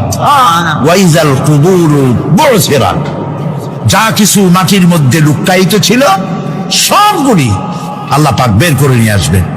হাসরের ময়দান হবে, উপস্থিত হবে সমস্ত মানুষ, কেউ পলায় থাকতে পারবে না কোথাও। কুমিরে যারে খাইছে, বাঘে যারে খেয়েছে, আগুনে যারে পোড়াইছে, পানিতে যে পচে গেছে, পোকামাকড়ে যারা খেয়েছে, কোনো পথ নাই। সবাই আল্লাহর দরবারে উঠবে, পায়ে জুতা নাই, মাথায় কাপড় নাই, পরনে কোনো কাপড় চোপড় নাই, উলঙ্গ, উলঙ্গিনী। উম্মুল মুমিনিন হযরতে আয়েশা সিদ্দিকা রাদিয়াল্লাহু তাআলা আনহা, নবী করিম সাল্লাল্লাহু আলাইহি ওয়াসাল্লামের জবান মোবারকে এটা শুনে কেঁদে ফেললেন, বললেন, ইয়া রাসূলুল্লাহ, আমারও কি সেই অবস্থা হবে? তিনি বললেন, হ্যাঁ। উম্মুল মুমিনিন বললেন, ইয়া রাসূলুল্লাহ, তখন কি আমার শরম হবে না? আল্লাহর নবী বললেন, কিয়ামতের এই বিভীষিকাময় দৃশ্য দেখে মানুষ মানুষের দিকে তাকাবার কোনো হুঁশ থাকবে না। সব মানুষ উপরের দিকে তাকায় থাকবে, নিচে তাকাবার কারো কোনো ক্ষমতা থাকবে না। মানুষ অস্থির হয়ে যাবে। সেই হাসরের ময়দান বিচারক আল্লাহ রাব্বুল আলামিন প্রত্যেকটি মানুষকে তার কৃতকর্মের জন্য হিসাব দিতে হবে। আল্লাহ রাব্বুল আলামিন বলেন, পরকালীন জীবনের ব্যবস্থাপনাটা কেমনে হবে শোনো। ইন্নাস সামআ ওয়াল বাসারা ওয়াল ফুআদা কুল্লু উলাইকা কানা আনহু মাসউলা। কিয়ামতের দিন প্রত্যেকটি মানুষকে তার শ্রবণ সম্পর্কে, তার দৃষ্টি সম্পর্কে আর অন্তঃকরণের কল্পনা সম্পর্কে প্রত্যেকটি ব্যাপারে আল্লাহ পাক জিজ্ঞাসা করবেন। কান দিয়েছিলাম, কি শুনেছ? যা শুনছো তা আমল করেছো কিনা? আমার নিষেধ করা জিনিসগুলি শুনছো নাকি? কানের জবাব দিতে হবে। কান আল্লাহ পাক দিয়েছেন, সুবহানাল্লাহ। আল্লাহ পাক দিয়েছেন কান। এই কান দুটো যার নাই, কান আছে শুনতে পায় না, কত বড় কষ্টে আছে সে। মানুষের চিল্লায় কথা কয়, সে বুঝেই না। আছে না এমন? এই কানের সম্পর্কে প্রশ্ন করা হবে, শ্রবণ সম্পর্কে, দর্শন সম্পর্কে প্রশ্ন করা হবে। যা দেখতে নিষেধ করেছি সেগুলো দেখছো নাকি? এর শুকরিয়া আদায় করেছো নাকি? দুটি চোখ, এর শকর আদায় করা কি সম্ভব ভাই? আদায় করা সম্ভব? এই দুটি চোখ যদি না থাকতো, আমার গর্ভধারিণী মাকে দেখতে পারতাম না। এই সুন্দর চোখ দুটি যদি আল্লাহ না দিতেন, আল্লাহর এই সুন্দর সৃষ্টি দেখা থেকে বঞ্চিত হয়ে যেতাম। আল্লাহকে বলি, মনির, হে বিশাল আকাশের মালিক, তুমি দয়া করে না চাইতে আমাদের শরীরে যা দিছো নিয়ামত, মৃত্যুর আগে সিনায় নিও না। দুটি চোখের শকর আদায় করতে পারবো না। চোখের মধ্যে পানি আছে, কান্নার পানি না, সবসময় চোখে পানি আছে। চোখে আমরা পলক দেই না? কত কুদরত আল্লাহ পাকে। এই পৃথিবীতে দিনে রাতে অসংখ্য পলুয়েশন, রোগ জীবাণু সমানে উঠতেছে। এখন যদি মাইক্রোস্কোপ যন্ত্র এখানে থাকতো, তাহলে দেখতেন এই পরিবেশটা কত দূষিত, কত পলুয়েশন, কত জার্ম। এগুলি নাকের মধ্য দিয়ে পেটে যাচ্ছে, চোখের মধ্যে ঢুকতেছে। ক্রমাগত চোখের ভিতরে ধুলাবালি ঢুকবে, আর পরিষ্কারের কোনো ব্যবস্থা যদি না করা হয়, চোখের দৃষ্টি নষ্ট হয়ে যেতে পারে। এই জন্য আল্লাহ রাব্বুল আলামিন চোখের ভিতরে মেডিসিন রূপী এক প্রকারের পানি রেখেছেন, আর অটোমেটিক চোখের পাতা ওঠানামা করে প্রতি মুহূর্তে চোখকে ক্লিন করে দিতেছে। এই চোখ সম্পর্কে আল্লাহ রাব্বুল আলামিন প্রশ্ন করবেন, অন্তঃকরণ সম্পর্কে প্রশ্ন করবেন। জবাব দেওয়া সেদিন বড়ই কঠিন হয়ে যাবে। এই জন্য আল্লাহ রাব্বুল আলামিন দুনিয়াবাসীকে সতর্ক করে দিচ্ছেন। তিনি আরো বলছেন, ওয়ালাকাদ খালাকনাল ইনসানা ওয়া না'লামু মা তুওয়াসবিসু বিহি নাফসু ওয়া নাহনু আকরাবু ইলাইহি মিন হাবলিল ওয়ারিদ। মানুষ সৃষ্টি করেছি আমি, তার অন্তঃকরণে কি চিন্তা হয়, কি কল্পনা হয় তাও জানি আমি। আর আমি আমার বান্দার যেই সাহারাগের উপরে মাথাটা খাড়া বিজ্ঞানীরা খুঁজে পাচ্ছে, আল্লাহ পাক মানুষের গলায় একটা টেপ রেকর্ডার লাগাই দিয়েছেন। সুবহানাল্লাহ বলেন। সেই টেপ রেকর্ড আমার এই যে বক্তৃতা ভিডিওতে ধারণ করা হচ্ছে, টেপে ধারণ করা হচ্ছে। এই বুদ্ধিগুলি কে দিছে? আরে ভাই কথা বলবেন তো আল্লাহর নাম জোরে না। এ বুদ্ধি কে দিয়েছেন? যে আল্লাহ বুদ্ধি দিয়ে আপনার আমার কথা রেকর্ড করাইতে পারে সে আল্লাহ পাক আপনাদের আমার সাথে অদৃশ্য একটি টেপ রেকর্ড গলার মধ্যে ঝুলায় রাখছেন, এটা বিশ্বাস করবেন না? ঠিক আজ অনুরূপ ভাবে ইরাকের উপরে যে হামলা হচ্ছে, পৃথিবীর মুসলমানেরা নিজেদের জমিন ছেড়ে দিচ্ছে, আমার জমিনের উপরে দাঁড়াই আমার বাইরে পিটাও, আমার ভাইকে মারো, হত্যা করো, আমি তোমার বিমান বাহিনীকে, আমি তোমার নৌবাহিনীকে, তোমার ল্যান্ড ফোর্সকে জায়গা করে দিলাম। এই যদি দেয় তা আল্লাহ পাক সাহায্য কেন করবেন?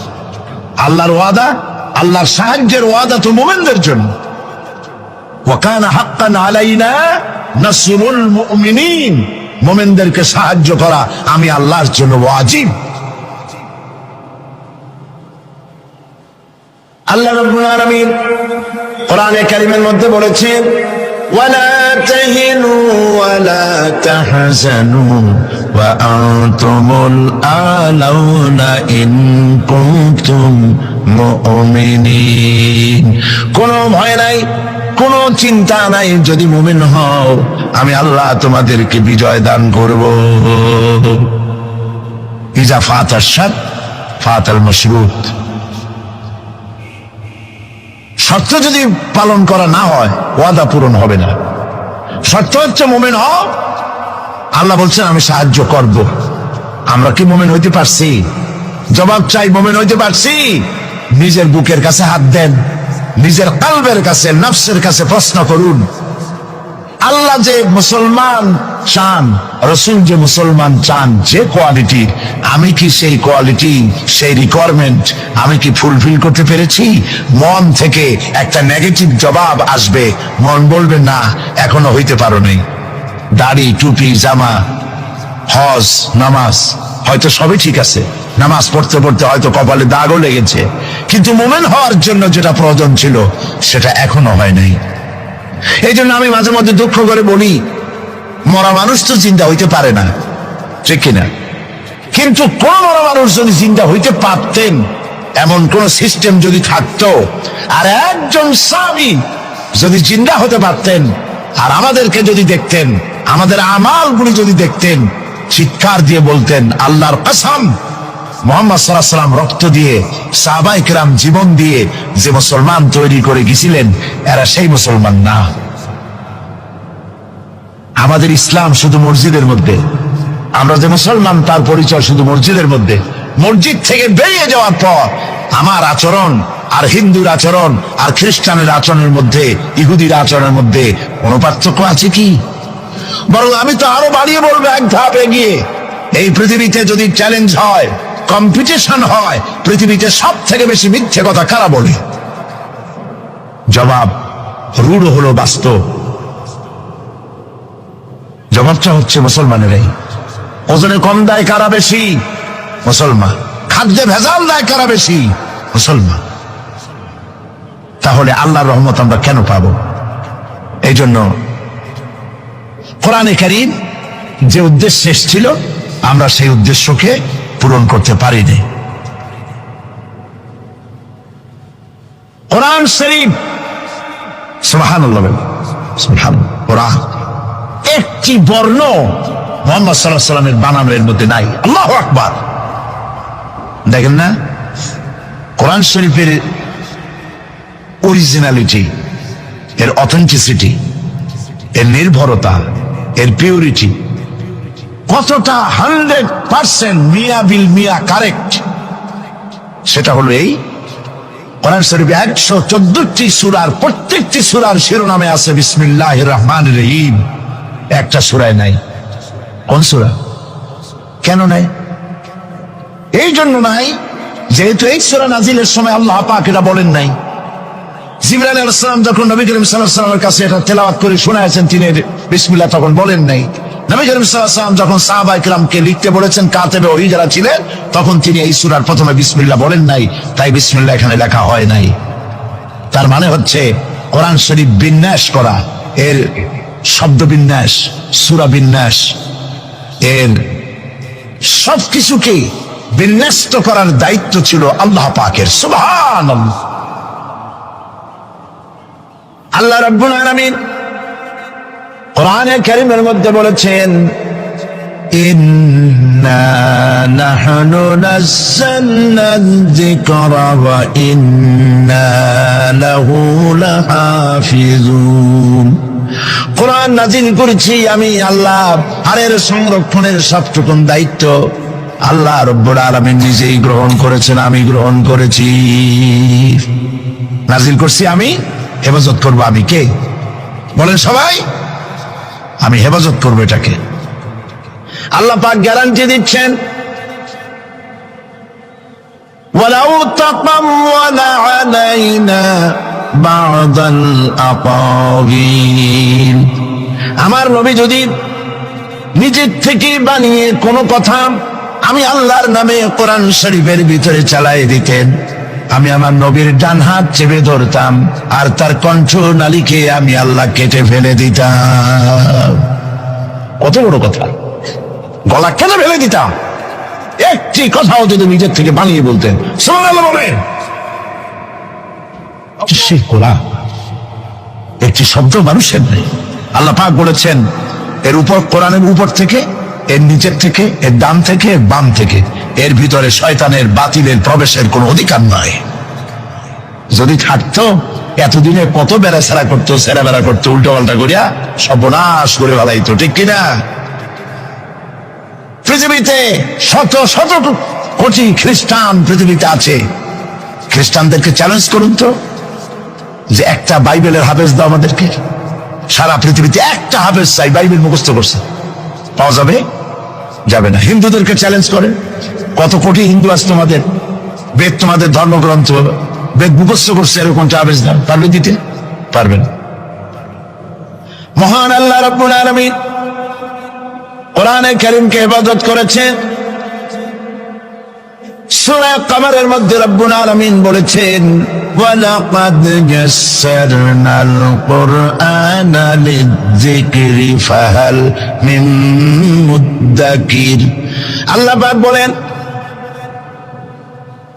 অবশ্যই কোরআনে কারীমকে আমি মানুষের কাছে মুখস্থ করার জন্য আর বোঝার জন্য সহজ করে দিয়েছি। মুখস্থ করাও সহজ আর বোঝাও সহজ। কিন্তু দুর্ভাগ্যজনক সত্য আরেকটি কথা আছে, সেটা হলো এই, মুসলমান দাড়িওয়ালা টুপিওয়ালা আল্লাহর মসজিদের ভেতরে বসে এক শ্রেণীর মুসলমানেরা বলে, কোরআন বোঝা আমাদের কাম না, আমরা পাবলিক, আমরা কোরআনের বুঝবো কি? কোরআন বুঝবে আলেমেরা। অবশ্যই এরকমের লোক নারায়ণগঞ্জে নাই, বিভিন্ন জেলায় আছে। কোরআন আমরা বুঝবো না, বিশাল ব্যাপার, আল্লাহর কোরআন, এর আমরা বুঝবো কি? এই কথাটা শয়তানের একটি ওয়াসওয়াসা, এই কথাটি শয়তানের মারাত্মক ওয়াসওয়াসা। আল্লাহ খান কোরআন দিছেন খালি মৌলানা মৌলবীদের বুঝাবার জন্য, আর কেউ এটা বুঝবে না। আল্লাহ পাক বলছেন, আমি মানুষের জন্য কোরআন বোঝা সহজ করেছি, চেষ্টা করো, বুঝতে চেষ্টা করো। কোরআন শরীফ দুইটা জিনিস, একদিকে বোঝা সহজ, মুখস্থ করাও সহজ। আমার কাছে হাফেজ আমি পেয়েছি 8 বছরের বাচ্চা কোরআন শরীফ মুখস্থ করছে। আজকে পত্রিকা দেখলাম একটা ছোট্ট মেয়ের ছবি, 7 বছরের কোরআন শরীফ মুখস্থ করেছে, কোন মৌলানা সাহেবের ছেলে, তার মাও হাফেজ, বাবাও হাফেজ। 7 বছরের ছোট্ট বাচ্চা 30 পারা করেছে। আপনি কি মনে করেন, পাগলামি মনে করেন এত বড় কোরআন শরীফ মুখস্থ করা? 7 বছরের বাচ্চা কোরআন মুখস্থ করছে। আমার কাছে মনে হলো যেন আটলান্টিক মহাসাগর আল্লাহ ঝিনুকের মধ্যে ঢুকাই দিছে। এই যে শরফুদ্দিন খলিফা নাকি একটা ছোট্ট বালের বাচ্চার একটা ক্যাসেট বেরিয়েছে না, তানজানিয়া। লোকেরা বলে, খুব আশ্চর্য হয়ে যায় যে কেউ কেউ তো বলে যে এগুলি কম্পিউটার দিয়ে বানাইছে। যারা আল্লাহর কুদরত বিশ্বাস করে না তারা এরকম বলে। লোকেরা আশ্চর্য হয়ে যায়, এত রকম ছোট ছেলে কোরআন শরীফ মুখস্থ করলো কেমনে? বয়স তার 4 বছর। আসলে বয়স 4 বছর না, আমি আজ থেকে 4 বছর আগেই তার কাছে দেখেছি লন্ডনে। তাহলে হইতেই পারে, আল্লাহ পাক যদি ইচ্ছা করেন করতেই পারে। চিন্তা করে দেখেন না, একটা লোক 40 বছর পর্যন্ত লেখাপড়া জানে, লিখতেও পারেন না, পড়তেও পারেন না, নামও সই করতে পারেন না। কোন রাজনৈতিক ব্যক্তিদের সাথে ওঠা বসা করেন নাই, কোন কবি সাহিত্যিকদের সাথে ওঠা বসা করেন নাই। সেই লোকটি 40 বছর পর এমন কথা বললেন রাজনীতির কথা, দুনিয়ার সব রাজনীতি ফেল হয়ে গেল। অর্থনীতির ব্যাপারে, সমাজনীতির ব্যাপারে এমন সব কথা বললেন, দুনিয়া ফেল। 40 বছর যিনি লেখা জানেন না, পড়া জানেন না, লিখতে জানেন না, পড়তে জানেন না, কে তিনি?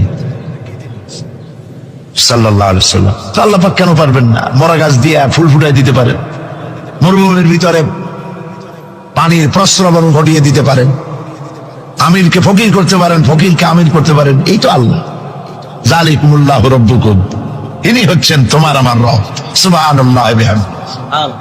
কোরআনে কারীমকে একদিকে মুখস্থ করা সহজ, আর মুখস্থ করার জন্য একটি সিস্টেম কোরআন শরীফের মধ্যে আছে, চিন্তা করলে যেগুলি পাওয়া যায়। সেটা হলো এই যে কোরআন যদি কেউ তাড়াতাড়ি পড়ে মনে হবে যেন প্রবন্ধ পড়তেছি, আর যদি থেমে থেমে পড়ে তাহলে মনে হবে যেন কবিতা পড়তেছি। সুবহানাল্লাহ। প্রত্যেকটা লাইনে লাইনে মিল, ছন্দের আকারে কোরআন শরীফ পৃথিবীর সমস্ত সাহিত্যে মানকে ছাড়িয়ে এত উপরে গিয়েছে যেই মান পর্যন্ত পৃথিবীর কোন সাহিত্য কিয়ামত পর্যন্ত পৌঁছতে পারবে না।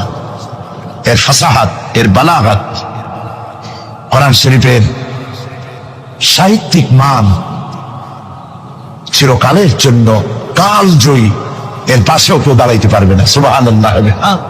কি পাগল ছাগল হাবিজাবি নবীয়তের দাবি করে। আচ্ছা, নবীর দাবি করলে তো তার কাছে ওহী আসতে হবে। এই যে ছাগল পাগল যেগুলা নবীর দাবি করলো, নবী করিম সাল্লাল্লাহু আলাইহি ওয়াসাল্লাম ইন্তেকালের পরে 30 জন মিথ্যাবাদী নবুয়তের দাবি করবে, ঠিক না? তো নবী হইতে হইলে 3টা শর্ত লাগে। একটা হলো ওহী আসতে হবে, মুজিজা থাকতে হবে, আর চরিত্র। নবীর কপালে লেখা থাকে না যে উনি নবী, বুকের উপরেও লেখা থাকে না যে ইনি নবী। চরিত্র দিয়েই প্রমাণ হয় ইনি কোন সাধারণ মানুষ নন, ইনি আল্লাহর নবী। সুবহানাল্লাহ। তাই তো হযরতে নবী করিম সাল্লাল্লাহু আলাইহি ওয়াসাল্লাম যখন হযরত খাদিজা রাদিয়াল্লাহু তাআলা আনহার কাছে যখন দ্বীনের দাওয়াত দিলেন, কালেমার দাওয়াত দিলেন, 1 সেকেন্ডও তিনি দেরি করেননি। চিন্তা করেন না, আপনি নিজেকে বহুত ফেরেশতা রূপে আপনি বলতে পারেন যে আমি একেবারে অ্যাঞ্জেলিক ক্যারেক্টারের লোক, ফেরেশতা চরিত্রের মানুষ। বাইরে গিয়ে বহুত কথা বলতে পারেন, এমনকি বাইরে গিয়ে অনেক মুরিদও বানাইতে পারেন। পেশাবদেরকে জিজ্ঞেস করা উচিত যে আপনার বউ আপনার কাছে মুরিদ হয়েছে কিনা। বউ মুরিদ করে এত সহজ না। একজন পীরেরই দেখছিলাম একটা বইয়ের মধ্যে গল্প, বউ তাকে পীর মানতেই চায় না, বহুত চেষ্টা করছে মুরিদ বানাবার জন্য, পারেনি। একদিন বউকে কেরামতি দেখাবার জন্য সে তার রান্না করতেছিল বাইরে, ওইটার উপর দিয়ে সে উড়ে গেল। এরপরে সে নামলো, বউ তাকে দেখে বলে, দেখছো তুমি তো পীরগিরি করো, এই যে একটা লোক কেবল মাত্র পাগড়ি বান্ধে মাথার উপর দিয়ে উড়ে গেল, তুমি কি এরকম পারো? আরে বেটি, আমি তো উড়ে গেলাম, তোমার দেখাবার জন্য তুমি বিশ্বাস করো না। ও, সেই জন্য তুই একটু টাইট হয়ে গেছো, সোজা হয়ে যেতে পারো নাই। বউ তো তার স্বামীর জন্য জীবন দিতে পারে, তার ভালোবাসা সবটা উজাড় করে দিতে পারে, কিন্তু ঈমান আনা সহজ নয়। যেহেতু বউ, আপনি সবাইকে ফাঁকি দিতে পারবেন, আপনার স্ত্রীকে কখনো ফাঁকি দিতে পারবেন না। আপনি কোথায় যান, কত রাত্রে বাড়ি ফেরেন, কার সঙ্গে টেলিফোনে কথা বলেন, আপনার ইনস অ্যান্ড আউট, ভেতর এবং বাইরের সব সূর্যের মতো পরিষ্কার আপনার স্ত্রীর কাছে। এই জন্য নবী করিম সাল্লাল্লাহু আলাইহি ওয়াসাল্লাম বলেছেন, তোমাদের মধ্যে উত্তম সেই ব্যক্তি যে ব্যক্তি তার স্ত্রীর কাছে উত্তম। আমি আমার স্ত্রীদের কাছে উত্তম ব্যক্তি। সুবহানাল্লাহ। হযরত নবী করিম সাল্লাল্লাহু আলাইহি ওয়াসাল্লাম তিনি যখন হযরতে খাদিজাকে যখন দ্বীনের দাওয়াত দিলেন, কালেমার দাওয়াত দিলেন, বললেন এক আল্লাহর ইবাদত করো, আমারে শেষ জামানার নবী হিসাবে মেনে নাও, আখিরি নবী হিসাবে আমাকে মেনে নাও। হযরতে খাদিজা এক মুহূর্ত দেরি করেন নাই, সঙ্গে সঙ্গে পড়েছেন লা ইলাহা ইল্লাল্লাহু মুহাম্মাদুর রাসূলুল্লাহ। জোরে পড়েন লা ইলাহা। নজর মতো জায়গা মাহফিল করবেন তো বড় খয়রাত করতে নামবেন, ছোট্ট বাটি নিয়ে নামবেন কেন? বিরাট ঝুলি নিয়ে নামেন। কেউ তো বেশি দিলে তখন নেবেন কি করে? এই জন্য আপনি যেমন ব্যবস্থা করবেন সেরকম। আমরা তো আরামে বক্তৃতা শুনতেছি, আর ইরাকের মুসলমানদের ঘুম হারাম হয়ে গেছে, খাবার নাই। গতকাল ব্রাহ্মণবাড়িয়া বলেছি, ইরাকের গর্ভবতী নারীরা তারা ডাক্তার সরকারের কাছে দাবি জানাইছিল যুদ্ধের একদিন আগে, বলছিল আমাদেরকে অপারেশন করে বাচ্চাগুলো বের করে দাও। আমেরিকার কাফেরদের বিরুদ্ধে লড়াই করে শহীদ হয়ে মরতে চায়।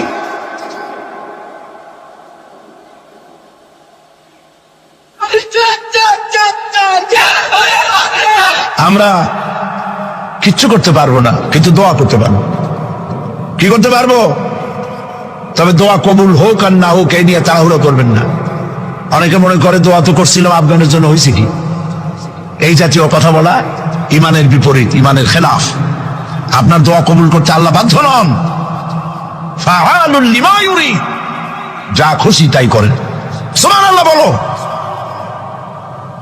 এই দোয়া যে করি, এই দোয়া কবুল আজ হবে, কাল হবে, অথবা 5 বছর 10 বছর পরে হবে, অথবা কবুল যদি না হয়, শাহনশাহ রব্বুল আলামিনের দরবারে দোয়া করা হয়েছে, এজন্য আল্লাহ পাক কিয়ামতে মর্যাদা বৃদ্ধি করে দিবে।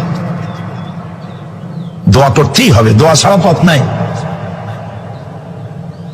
কাজে বসবেন, হাঁটাহাঁটি করা ঠিক না। হযরতে খাদিজাতুল কুবরা রাদিয়াল্লাহু তাআলা আনহা ঈমান এনে কালেমা পড়ে বললেন কি জানেন? বললেন, আবাল কাসেম, হে কাসেমের পিতা, হে কাসেমের পিতা, আমি বিগত 15টি বছর আপনার সাথে ছিলাম স্ত্রী হিসেবে। আমি আপনার মধ্যে যে আচরণ দেখেছি, যে আখলাক দেখেছি, এটা কোনো সাধারণ মানুষের হতে পারে না। আপনি অবশ্যই আল্লাহর নবী, বিন্দুমাত্র সন্দেহ আমার নাই। সুবহানাল্লাহ। প্রিয় ভাই সব, সেই নবীদের জন্য 3টি শর্তের কথা বলেছিলাম। একটা হলো ওহী, একটা মুজিজা, একটা উন্নত মানের চরিত্র। ওহী ছাড়া নবী হওয়া যায় না। এই কোরআন সর্বশেষ ওহী মুহাম্মদ সাল্লাল্লাহু আলাইহি ওয়াসাল্লামের পরে। এরপরে আল্লাহর কোন ওহী আসবে না, একটা শব্দ আসবে না পৃথিবীর মানুষের জন্য। কমপ্লিট করে দেওয়া হয়েছে। আল ইয়াউমা আকমালতু লাকুম দীনাকুম ওয়া আতমামতু আলাইকুম নি'মাতি ওয়া রাদিতু লাকুমুল ইসলাম দীনা। এটাকে কমপ্লিট করা হয়েছে আল্লাহর পক্ষ থেকে। পৃথিবীর মানুষের জন্য আর একটি শব্দ প্রয়োজন নাই। বিজ্ঞানের আবিষ্কার যত বাড়ুক, কোরআন শরীফের কিচ্ছু তাতে আসে যায় না। যদি কোন আহাম্মক বলে যে বর্তমান হলো বিজ্ঞানের যুগ, কোরআন নাজিল হয়েছে কত বছর আগে? 1400 বছর আগে কোরআন নাজিল হয়েছে। সেই যুগের কোরআন আর এখন মডার্ন যুগ, এখন কি এগুলি চলে? আরে বাবা, তোমার বিজ্ঞান ফেলের সামনে। বিজ্ঞানের থিওরি হচ্ছে, বিজ্ঞানের একটি থিওরি এই যে বিজ্ঞানের কোন থিওরি ফাইনাল নয়। আজকে এক বিজ্ঞানী এক কথা বলে, কালকে আরেকজন আরেক কথা বলে। একদিন তো ডারউইন বলেছে এই মানুষগুলো মানুষ না, সবগুলা বান্দর। ও নিজেও বান্দর। বান্দর কেন? মানুষের নাকি দেখা যায় বান্দরের মতো। আচ্ছা বলেন, বান্দর আমার মামু হয়, শিম্পাজি আমার নানা, ওরাং ওটাং দাদা, এই বলে এর মধ্যে কোনো গৌরব আছে? এর মধ্যে কোনো গৌরব আছে? কোনো গৌরব নাই। ডারউইনের গোষ্ঠী বান্দরের গোষ্ঠী হইতে পারে, কিন্তু আমরা বান্দরের গোষ্ঠী না। আমরা আসছি আদম থেকে, আদম আসছে মাটি থেকে। সুবহানাল্লাহ। ওই সময় সে বলছিল, আমি চিন্তা করছি যে কয় বোতল খাইয়া এরকম লিখতে পারে। ওই সময় সে বলছে মানুষ বান্দর জাতি। এরপরে যারা পৃথিবীতে বিজ্ঞানী, তার সমকালীনের পরপরই যারা এসছে, তারা রিসার্চ করে বলেছে এই ডারউইনের এই কথা হলো একটা বান্দরামি। এটা ঠিক না। কারণ মানুষ যদি বান্দরের জাত হয়, তাহলে বান্দর তো পৃথিবী থেকে বিলুপ্ত হয় নাই। এখনো পৃথিবীতে বহুত বান্দর আছে। এই বান্দর গুলা, আমরা তো একটা বান্দর এরকম দেখলাম না যে কোমর পর্যন্ত মানুষের মতো হয়ে গেছে। আরো কিছু ভালো করে খাওয়াইলে তাড়াতাড়ি করে মানুষ হয়ে যাবে। অর্ধেক মানুষের মতো হয়েছে, 12 মানুষের মতো হয়েছে, অথবা মানুষ এই মাত্র হয়ে গেল বান্দর থেকে লেস খুঁজে গেছে। এরকম হয়েছে কোথাও? কোন জিনিসের সাথে কোন জিনিসের সিমিলারিটি থাকলে এইটা ওইটার বংশের, এটা কি করে বলা যায়? তুমি যদি কারো ছেলেকে এতিম বানায় থাকো, তোমার ছেলেকে আল্লাহ এতিম বানায় রাস্তায় ভিক্ষা করায় ছাড়বেন। তুমি যদি কারো বাপকে মাকে কাঁদায় থাকো, আল্লাহ রাব্বুল আলামিন তোমার মা বাপকে কাঁদাবেন। বিবেক দিয়ে চিন্তা করো, যাকে মেরেছো ওই রাত্রে তার বাড়ির কাছে যাও, ওই রাত্রে গোপনে তার বাড়ির কাছে গিয়ে দেখো তার মা কিভাবে তার সন্তানের জন্য কাঁদতেছে, মায়ের কোলটা খালি হয়েছে বলে কিভাবে কাঁদতেছে, তার বাবা কিভাবে কাঁদতেছে, তার বউ থাকলে কিভাবে ছটফট করতেছে, তার কলিজার টুকরা সন্তান থাকলে কিভাবে আব্বা আব্বা বলে কাঁদতেছে। যারে গুলি করে মেরেছো একবার বাড়ির কাছে গিয়ে কান পাচা শোনো। মনে রাখো যুবক, সন্ত্রাসীরা শুনে রাখো, অস্ত্র দিয়া মানুষকে যারা মেরেছো, আল্লাহর কসম করে বলি যেভাবে মেরেছো ওইভাবে তোমাকেও নিহত হতে হবে, কোনো সন্দেহ নাই। বাড়িতে গিয়ে ডায়েরিতে লিখে রাখো আমার কথা। থামুন, বাড়িতে গিয়ে ডায়েরিতে লিখে রাখুন, ডায়েরিতে লিখে রাখো, যদি তুমি কাউকে হত্যা করে তার বউকে যদি বিধবা বানায় থাকো, তোমার বউ বিধবা হবেই, কোনো সন্দেহ নাই। তুমি যদি কারো ছেলেকে এতিম বানায় থাকো, তোমার ছেলেকে আল্লাহ এতিম বানায় রাস্তায় ভিক্ষা করায় ছাড়বেন। তুমি যদি কারো বাপকে মাকে কাঁদায় থাকো, আল্লাহ রাব্বুল আলামিন তোমার মা বাপকে কাঁদাবেন। তুমি যদি বেয়ানোটের খোঁচা দিয়া, ড্যাগারের খোঁচা দিয়া একটা মানুষকে যদি বুক ফেলে থাকো, তোমার বুকটা ঝাঁকড়া করে দেওয়ার মতো অস্ত্র আল্লাহ তৈরি করে রেখেছে। বিশ্বাস করো, বিশ্বাস করো। অননুমোদিত অস্ত্র থানায় জমা দিয়ে দাও, মসজিদে ঢোকো, নামাজ পড়ো, চরিত্রবান হয়ে যাও। তোমাদের প্রতি আমার উদাত্ত দাওয়াত, আমার বুক ভরা দরদ। তোমাদের বিরুদ্ধে আমাদের কোনো বিদ্বেষ নাই, হিংসা নাই, আছে কলিজা বড় দরদ। দেখতে পাচ্ছি জাহান্নামের দিকে যাচ্ছ, এই পথটা কোন দিকের পথ? জোরে বলেন, কোথার পথ?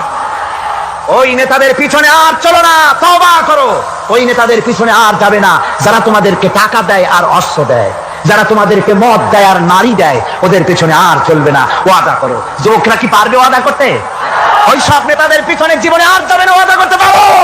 হাত উঁচু করে দেখাও যুবকেরা।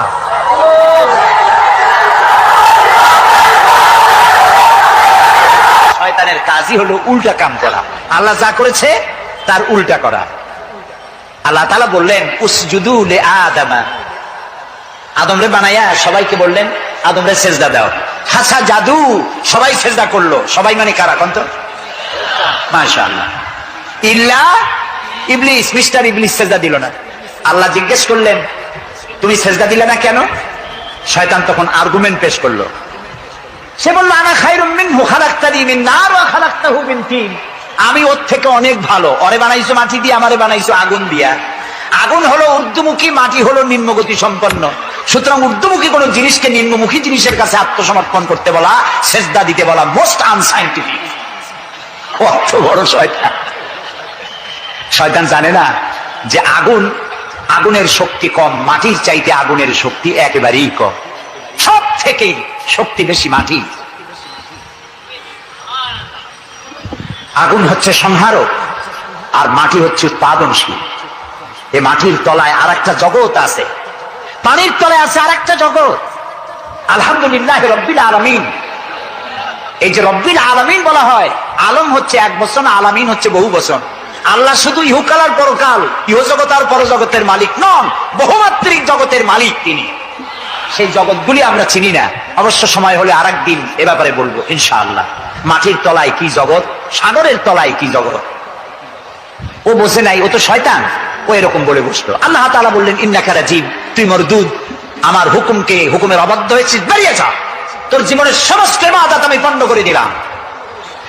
শয়তান বলল আল্লাহ তাআলা, আমার ইবাদত গুলি আদমের কারণেই পণ্ড হলো, তাই এতদিন কষ্ট করে ইবাদত করলাম, এর বিনিময় কিছু দেবে না? আল্লাহ কয় চাইস কি? কয় আমার 3 দফা দাবি। কি কি? 1 নম্বর, যে আদমের কারণে আমার সব শেষ হইল, শয়তান হয়ে গেলাম, এই আদম বাঁচবে কয়দিন? আল্লাহ তাআলা বললেন এরা তো কিয়ামত পর্যন্ত এর সন্তানেরা থাকবে। শয়তান বলল এই আদম সন্তানকে প্রতারণা করার জন্য আমাকেও কিয়ামত পর্যন্ত হায়াত দিতে হবে। আল্লাহ তাআলা বললেন মঞ্জুর। শয়তান বলল আমাকে আমার 2 নম্বরের দাবি, যেহেতু আমি মানুষের প্রতারণা দিব, ভাইতে ভাইতে ঝগড়া লাগাবো, স্বামী স্ত্রীতে ঝগড়া লাগায় তালাক দেওয়াবো, ভাইতে ভাইতে খুনাখুনি বাধায় দেবে, কিন্তু লোকেরা যদি আমারে দেখতে পায় যে শয়তান এই যে তালাক দেওয়াইয়া এই যে যায়, ছেলে আর বাপে ঝগড়া বাঁধাইয়া ভাইতে ভাইতে খুনাখুনি করাইয়া এই যে শয়তান যায়, তাহলে তো আমার ঠ্যাং আস্ত থাকবে না, আমার তো মেরে ফেলাবে। সুতরাং আমাকে আন্ডারগ্রাউন্ড ওয়ার্ক করতে দিতে হবে, আমি শয়তানি করবো কেউ, কিন্তু আমার কেউ দেখবে না। আল্লাহ কয় মঞ্জুর, শয়তান কয় লাস্টলি এন্ড ফাইনালি। 3 নম্বরের দাবি, আমি করব সারা জীবন তোমার বিরোধিতা।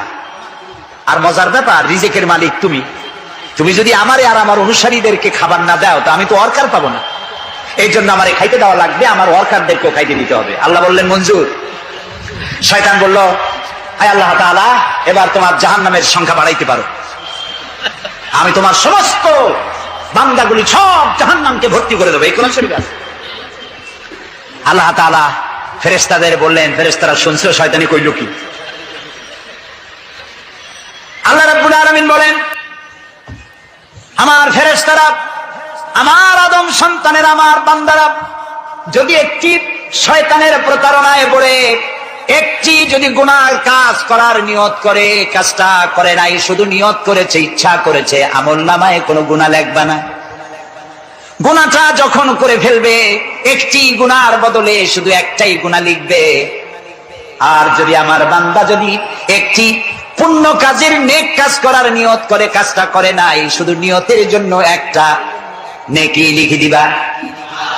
নেকির কাজটি যখন সম্পাদন করবে তখন একের উপরে 10টা গ্রেস মার্ক লাগাইয়া দিবা।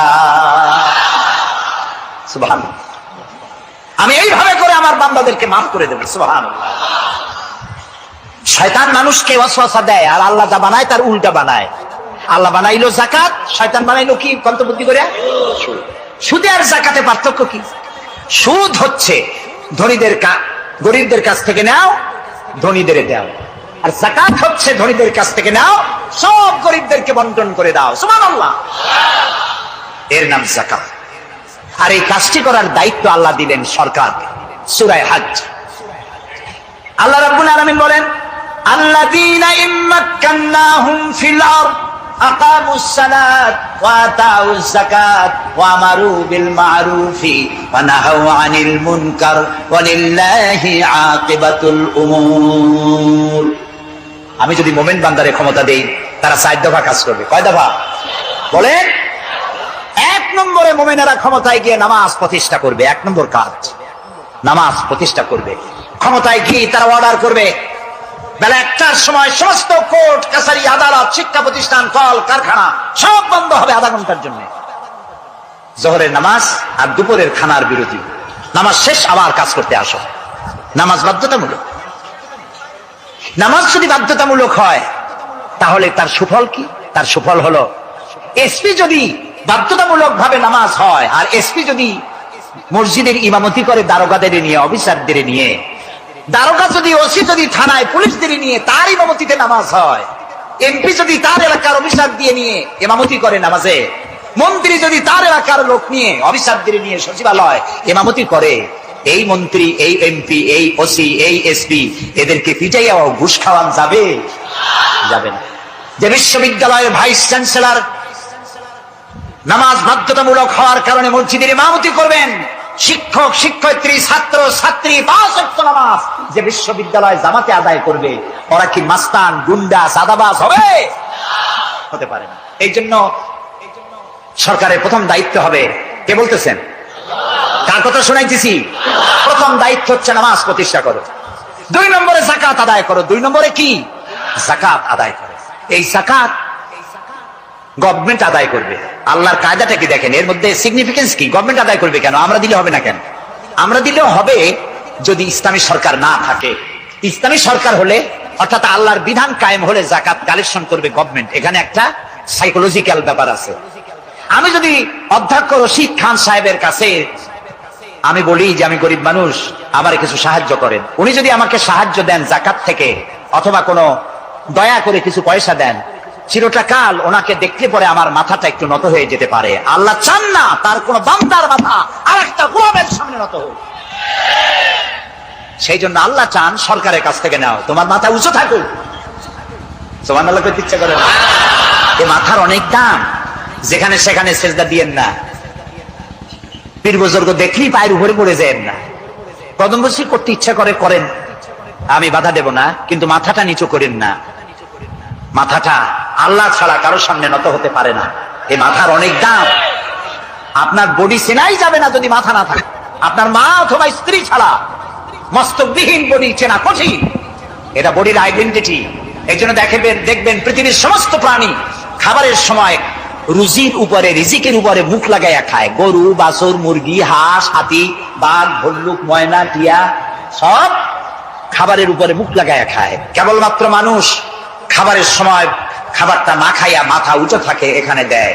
আল্লাহ চান রিজিকের সামনে আমার বান্দার মাথা নত হবে না। মাথা নত হবে তো রাজ্জাকের সামনে নত হবে, রিজিকের সামনে নয়। সুতরাং গভর্নমেন্টের কাছ থেকে নাও, তাহলে তোমার মর্যাদা ঠিক থাকবে, কোনো ব্যক্তির কাছ থেকে নয়। গভর্নমেন্ট কালেকশন করবে, গভর্নমেন্ট বিতরণ করবে। এরপরে দারিদ্র বিমোচন ইসলামের সব থেকে বড় প্রোগ্রাম, দারিদ্র বিমোচন করা। কারণ কি? কারণ হলো আমার রাসূল বলেছেন, কাদাল ফাকরু আইয়াকুনা কুফরা। দারিদ্র মানুষকে কুফরির মধ্যে ঠেলে দেয়। তার নামাজ রোজা থাকে না, আল্লাহ রাসূল থাকে না। দরিদ্রের ধর্ম একখানা রুটি, সে তখন পূর্ণিমার চাঁদকে রুটির মতো দেখে।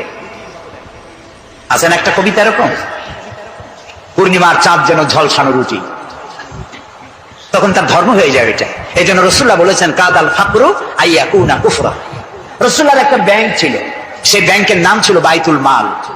এই বাইতুল মাল ব্যাংক যেদিন তিনি এর ইনগ্রাল সেশন, উদ্বোধনী দিন, আমাদের ব্যাংকগুলি উদ্বোধন করার সময় কত সামিয়ানা, গেট, তোরণ ইত্যাদি করা হয়।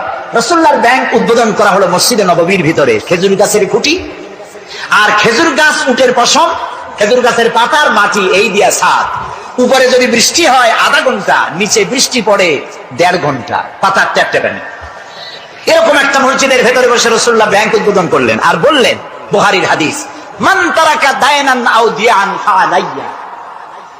আমার রাষ্ট্রের ভিতরে কোন মানুষ যদি ঋণগ্রস্ত অবস্থায় মারা যায় আর তার ঋণ পরিশোধের অর্থ যদি না থাকে, তাহলে তার ঋণ পরিশোধের দায়িত্ব আর তার বিবি বাল বাচ্চা প্রতিপালনের দায়িত্ব আমি মুহাম্মদ আমার কাঁধের উপরে নিয়ে নিলাম।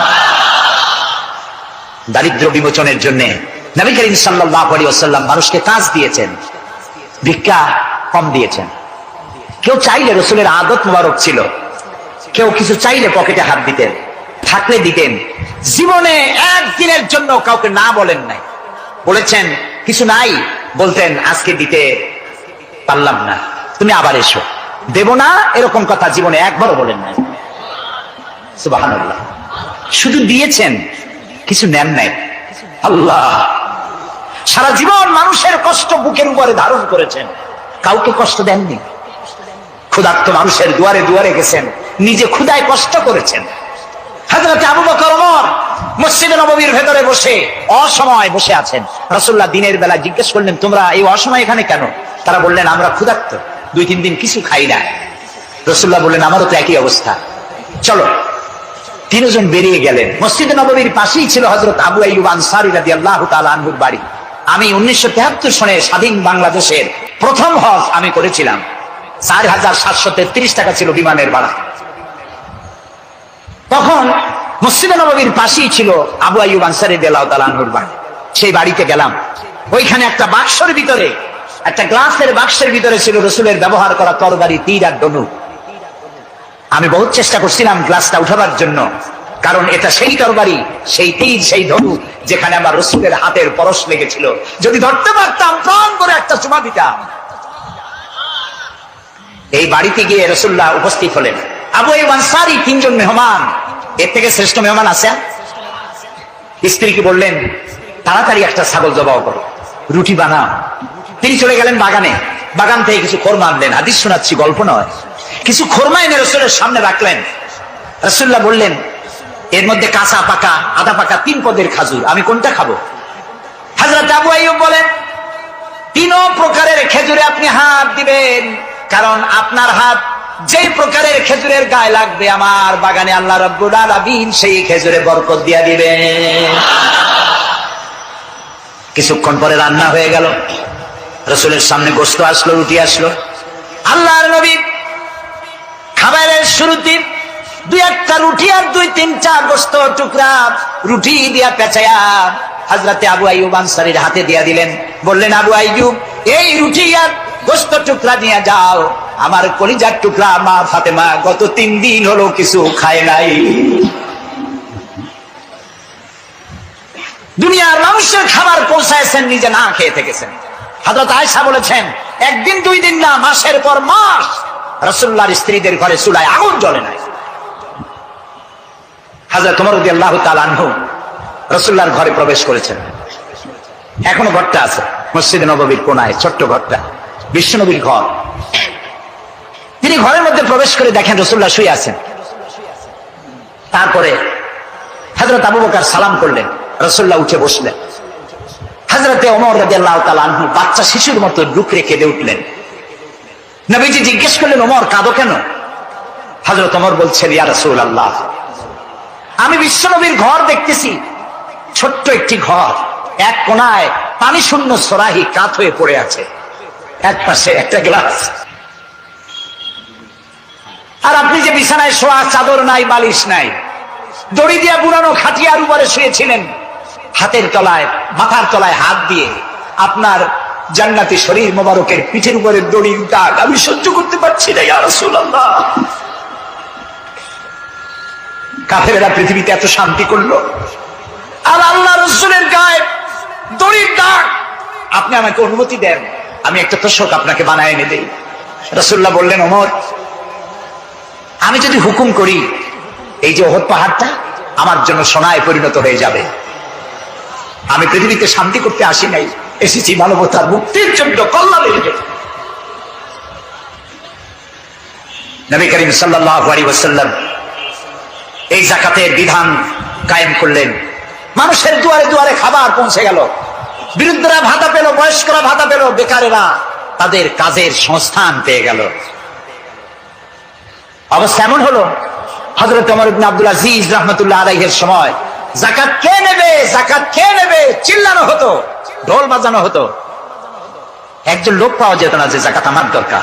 ইতিহাস লিখছে, ওই সময় একজন লোক তার সাদকার টাকা নিয়ে ঘুরতেছে যে যাকাত কাকে দিবে। 3 দিন হলো যাকাত নেওয়ার মতো একটা লোক পেল না। অবশেষে ক্লান্ত হয়ে মরুদ্যানের মধ্যে বসে আছে। কিছু সময় পর দেখলো যে একটা লোক, ধুলায় ধূসরিত চেহারা, তিনি এসেছেন, হাতে একটা বড় টোপলা।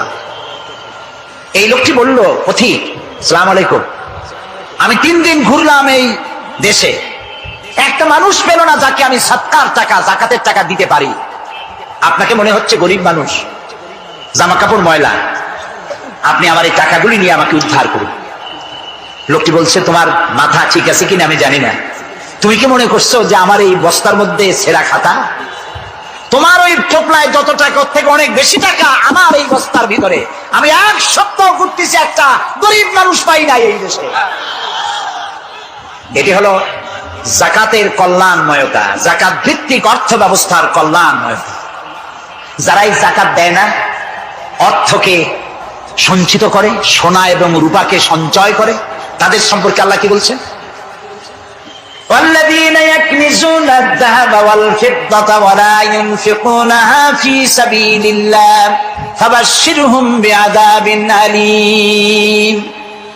যারা নাকি রৌপ্য এবং স্বর্ণ সঞ্চয় করে, আমার রাস্তা খরচ করে না, মানে গরিবদের দেয় না, সঞ্চিত করে রাখে, তাদের জন্য কঠিন পীড়াদায়ক শাস্তির সুসংবাদ দাও। প্রশ্ন উঠতে পারে, শাস্তির কি সুসংবাদ হয়? শাস্তির কি হয়? আল্লাহ সুসংবাদ বললেন কেন? এটা বোঝাবার জন্য ছোট্ট একটি দৃষ্টান্ত যথেষ্ট। মা যদি ছেলেকে কন্ট্রোল করতে না পারে, দারুণ দুষ্ট, মা তখন বলে, দাঁড়া, তোর বাপ আসুক, আমি তারে নালিশ করবো, এমন পিটটি দেবে তখন মজা টের পাবে। পিটাইলে কি মজা লাগে? তাহলে মজা বললো কেন? শাস্তির তীব্রতা বোঝাবার জন্য মজা শব্দ ব্যবহার করা হয়। এটা কোরআনে কারীমের বাগধারা। আল্লাহ তাআলা বলছেন, তীব্র শাস্তির সুসংবাদ দাও। স্বর্ণ আর রৌপ্য জমা করে রেখেছো, যাকাত দাওনি। বহু মহিলার অসংখ্য সোনা রূপা আছে, যাকাত দেন না। কবে কালে ভদ্র একটা বিয়ে আসবে, সেই বিবাহে সজ্জিত হয়ে যাবেন, সারা বছরে যাকাত দিলেন না, এতগুলি সোনা আটকায় রাখলেন কেন? আল্লাহ চান না টাকা পয়সা পুঞ্জীভূত হয়ে থাকুক। কোরআন শুধু নামাজ রোজা নয়, দেখুন না আল্লাহ কি বলছেন, আল্লাহ বলছেন কায়লা ইয়াকুনা দুলাতাম বাইনাল আগনিয়াই মিনকুম, আল্লাহ বলছেন তোমাদের কিছু সংখ্যক ধনীদের মধ্যে তোমাদের সম্পদগুলি পুঞ্জীভূত হয়ে যাক, এটা আমি চাই না।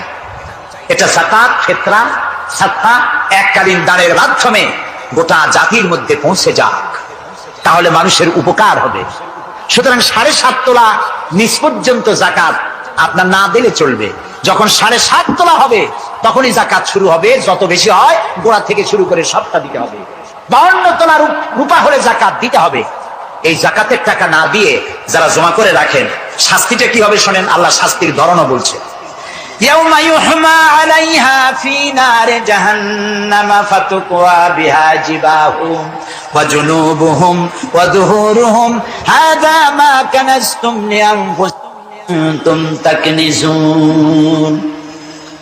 এমন একদিন আসবে যখন এই স্বর্ণ আর রৌপ্যকে জাহান্নামের আগুন দিয়ে জ্বালায়া সিল বানানো হবে, আর এই সিলগুলি তোমার কপালে, তোমার পার্শ্ব দেশে, তোমার পৃষ্ঠ দেশে সিল মারা হবে জাহান্নামের আগুন দিয়ে, আর বলা হবে হাযা মা কানাসতুম লিআনফুসিকুম, এই হলো তোমার সেই সব সঞ্চিত সম্পদ যা তুমি সঞ্চয় করে রেখেছিল, আল্লাহর রাস্তায় খরচ করো নাই।